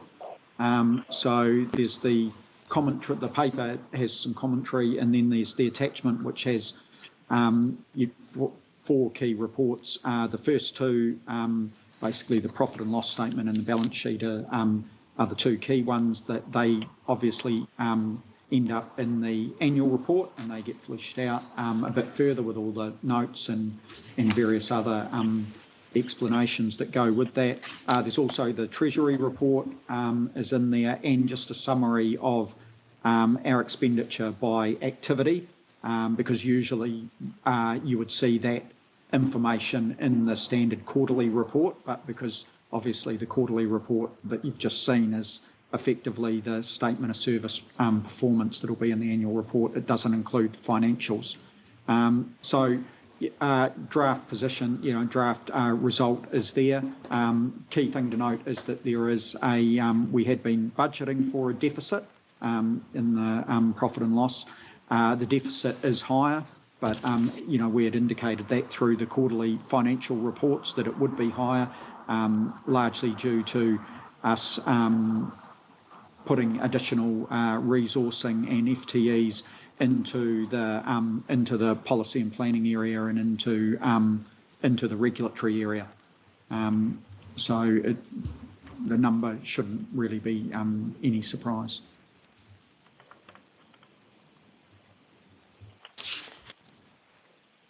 Questions? Comments? Councillor Wilson. Thank you, Chair.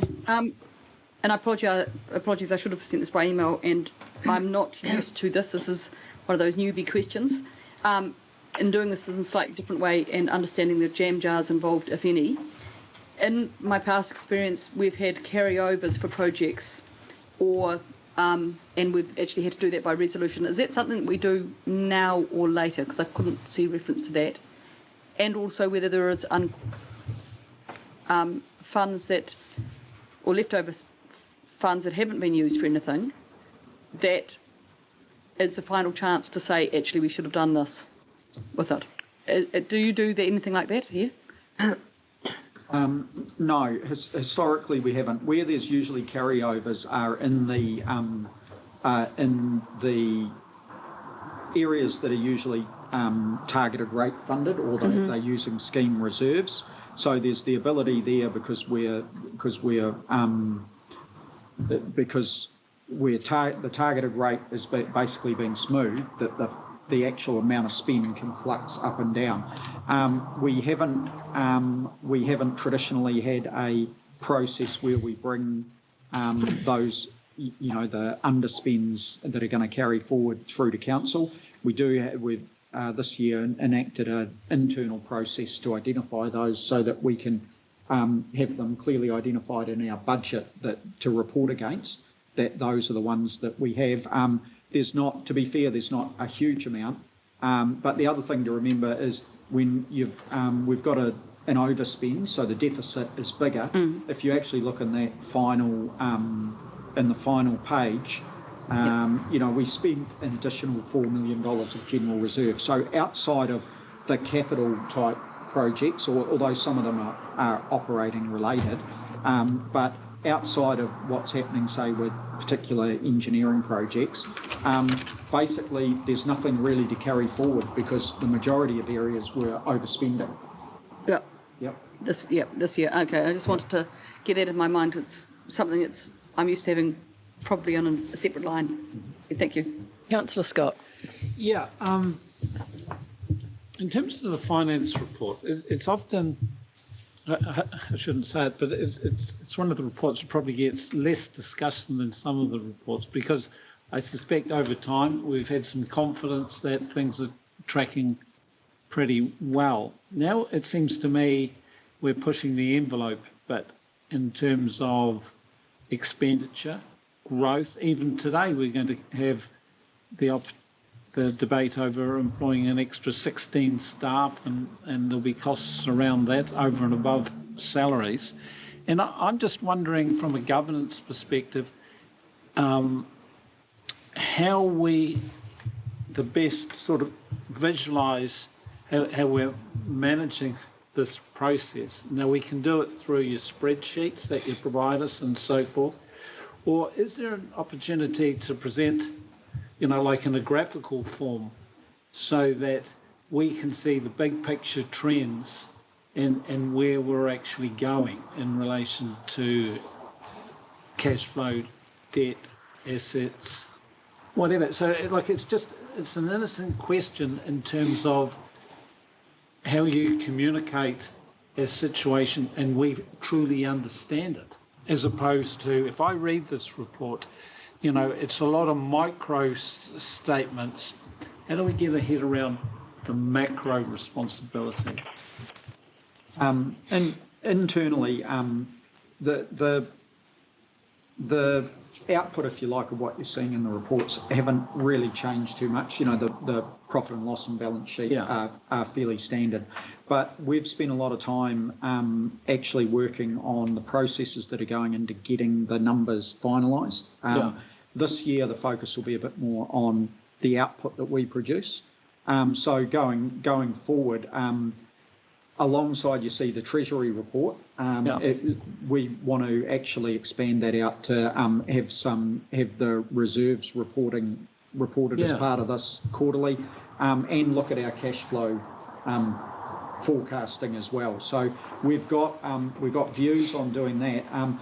One of the reasons that last page where we just put in the spreadsheet is because at this point at year end, we've put the snapshot via a spreadsheet. When you look at the quarterly report that usually comes to council that has by activity or by significant activity, that has all the non-financial activity indicators. It also, for each significant activity, that has the graphs that highlight the over and underspend in each activity. So that is a mechanism that you see there where the overs and unders are happening. It's just, you know, we haven't replicated that report for year end because we already had the draft SSP. Yeah, I just wonder if there's an overall graphical way you could present a little bit more so that we've got a better appreciation of where we've come from and where we're going. Perhaps, Councillor, you could talk to Nick outside here and see if he can work out something that's easy to do that would give us. Oh, no, I've said all I need to say. Right. But all I'm saying is we're trying to drive the ship, and the way the information has been sent to us is the same, and I just wonder. I just can't quite see the iceberg, but I know it's coming. Right. Councillor, we're aligned to your thinking as well. We're thinking about how we can present the information that, you know, that will make your job easier. But as I said, we haven't focused on the output over the last year or so. The focus has been on getting the input and getting all the underlying processes sorted so that the actual data's there to then start doing that reporting, you know, output on. Thank you. Sarah. I just wonder, Councillor Scott, if your question about the iceberg kind of makes me think about what you're really trying to say, which is probably what I lie awake and think about too, which is we can't deliver what we need to deliver with the same kind of expenditure that we've had. Yeah. And we have had a ramping up over the last 3 years. We've had, I can't remember the increases offhand, but we have had increases. And we also have tapped into our reserves as well. Yeah. And have done significantly for this year coming, or the year we're in, because of the decisions around rate rises and COVID and everything else. And I think you're right about the iceberg and Nick's much more qualified than me to comment on it, but I suppose what I think about is, you know, we've had quite a good financial position. Yeah. But if we keep on this trajectory of using reserves, at some point, Yeah. we have to find another way of funding some of this stuff. Because the increases, I don't think, in what we need to spend, and I mean, that'll be part of, we won't be talking dollars tomorrow, but the sense of just how much and the size, scale, scope, whatever, of the gap is a concern to me. So, you know, I think, we've got some hard decisions coming your way in terms of, you know, how much you want to do versus how much you can afford, and then how you fund any gap. Yeah. Councillor Deaker. Yeah, I have two questions, and Sarah, I think you've just answered the second one pretty well, although I'll come back to it. The first question, though, referred to paragraph 21. My eye was caught by that, and I haven't got it in front of me, but it simply said that because of work pressures, COVID and no travel, etc., staff were not taking the leave they were entitled to. And that always bothers me to read that. From my own distant management experience, I used to notice good things did not happen if staff were not taking leave. Yep. And I'd like to get some comment on that. Is it an issue? Yes. Are managers actually encouraging staff just to take days off rather than go to Hawaii? Yeah. Yes, it is an issue, and we'd actually been tracking really nicely because when I arrived, I was concerned at what I found, and we've had a concerted effort to deal with leave balances since then, and we look at them every month. But what's happened largely since COVID is that basically no one's taken any leave. And so we already had some people who had high leave balances, but that's been kind of made worse, if you like, and so we are looking like that at the moment. There's lots of reasons why you get concerned about that. One is people need breaks. The other is that I think if you ask just about anyone in the organisation right now whether they felt they could take a break, the answer is probably no.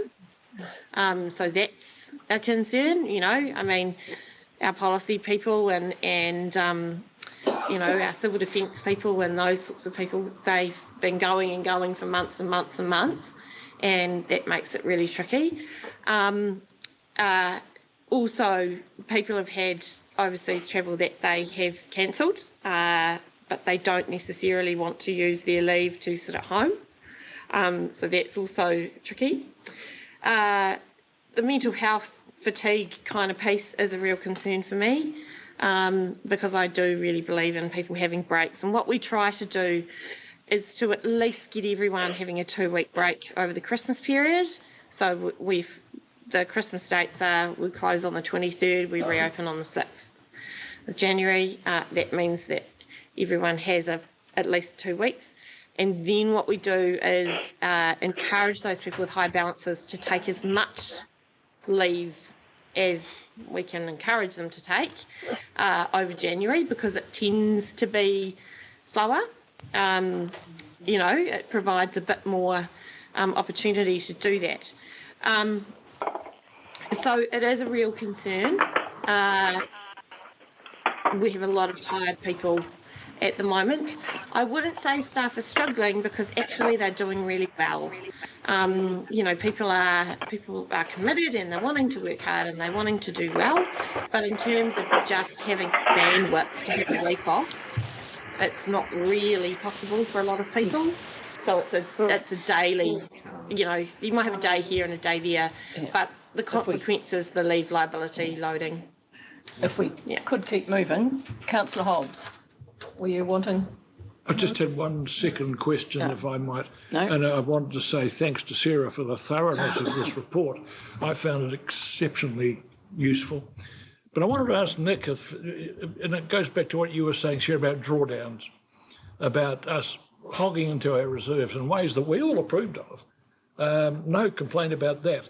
But, Nick, in this report, what's the number or the bunch of numbers that doesn't have you awake at night so much, but most concerns you? What are you most concerned about in this report? Yeah, I think as Sarah alluded to is, you know, the use of our reserves, and we've got this year we're, you know, obviously we're planning to with the rates offset, but if you look at this, and there's reasons for it, but you look at this report here to the end of June, we used an additional $4 million of general reserve unbudgeted. Now there was those reasons around we had to resource up as a result of things, but you know those decisions come, you know, they come at a cost, and so that's what I'm thinking about. Not so much with where we're at then, because obviously that was as at 30 June, but as we go into the LTP plan, is how do we manage our reserves and our funding over, you know, the 10-year period, so that we've got the ability to do that. Because if you go back over this, I think, you know, Sean has done some reporting. This is our third year in a row that our deficit has been, you know, quite a lot more than what our planned deficit was. So what that means is that our reserves are dropping. You know, we've still got the same amount in the managed fund, but from a, you know, daily working capital cash flow point of view, as I've pointed out before, this time of the year becomes very challenging when we're now at the point where we do our rate strike and the invoices will go out next month. But, you know, we've got to bridge a portion, a time period where our working capital cash has actually been depleted. What might be you done? Yep. What might be a last question, Nick? I noticed that there's a recommendation to acknowledge or note the treatment of the impaired asset, and seeing page 105 or 39, 40, 41 about the schemes,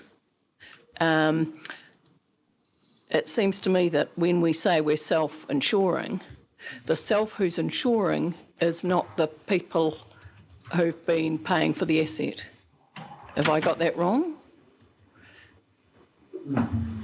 In the sense that these are like a flood protection scheme, and then it's insured, and then there's a piece that isn't insured, and that piece is coming out of a fund that isn't part of the fund. So it's not self-insuring so much as the proposal is that it's insured by, self-insured by everybody else. Yeah. So by self-insurance, we mean council as a whole is self-insuring rather than having an insurance policy. So this is for assets where we've actually asked the insurers. It's virtually impossible to get cover for the likes of our flood banks. We do insure physical above ground assets like pump stations, because obviously insurers can get their head around that. But things like flood banks are not insured. So in the event, as we have an event like happened in Clutha, there's a mechanism then that the government through NEMA will pay a portion of that.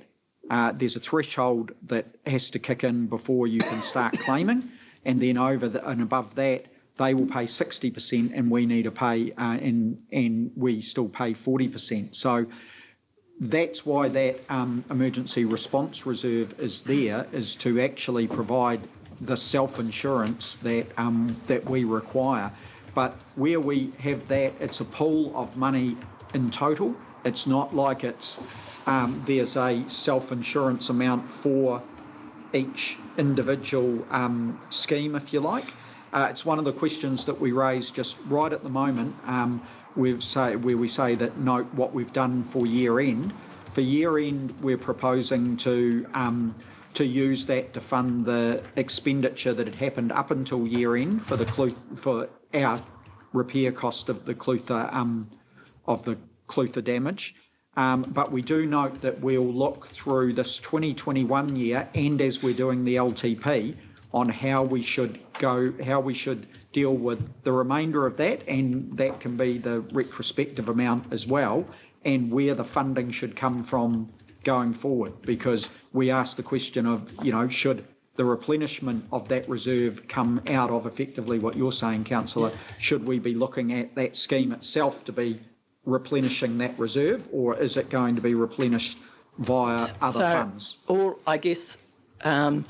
All I'm suggesting is that we do, when we're looking at the LTP process, make it quite clear that that's the decision we're making as to whether all ratepayers should be funding this or whether it's more of a user pays.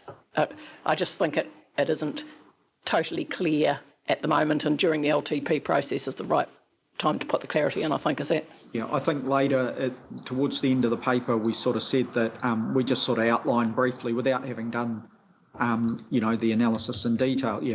Paragraph 47 said that there's multiple options for replenishment, around.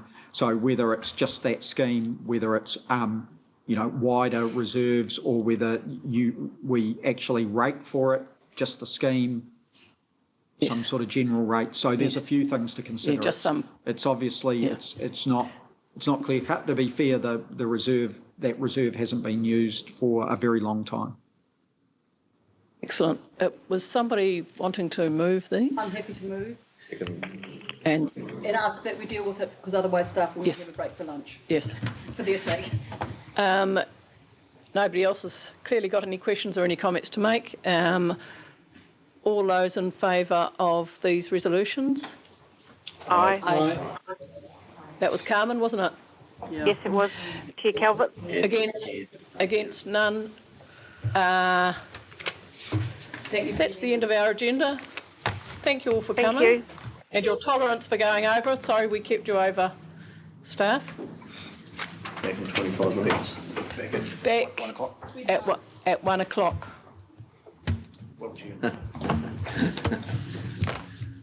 That's why I said 25 to you, Wilson.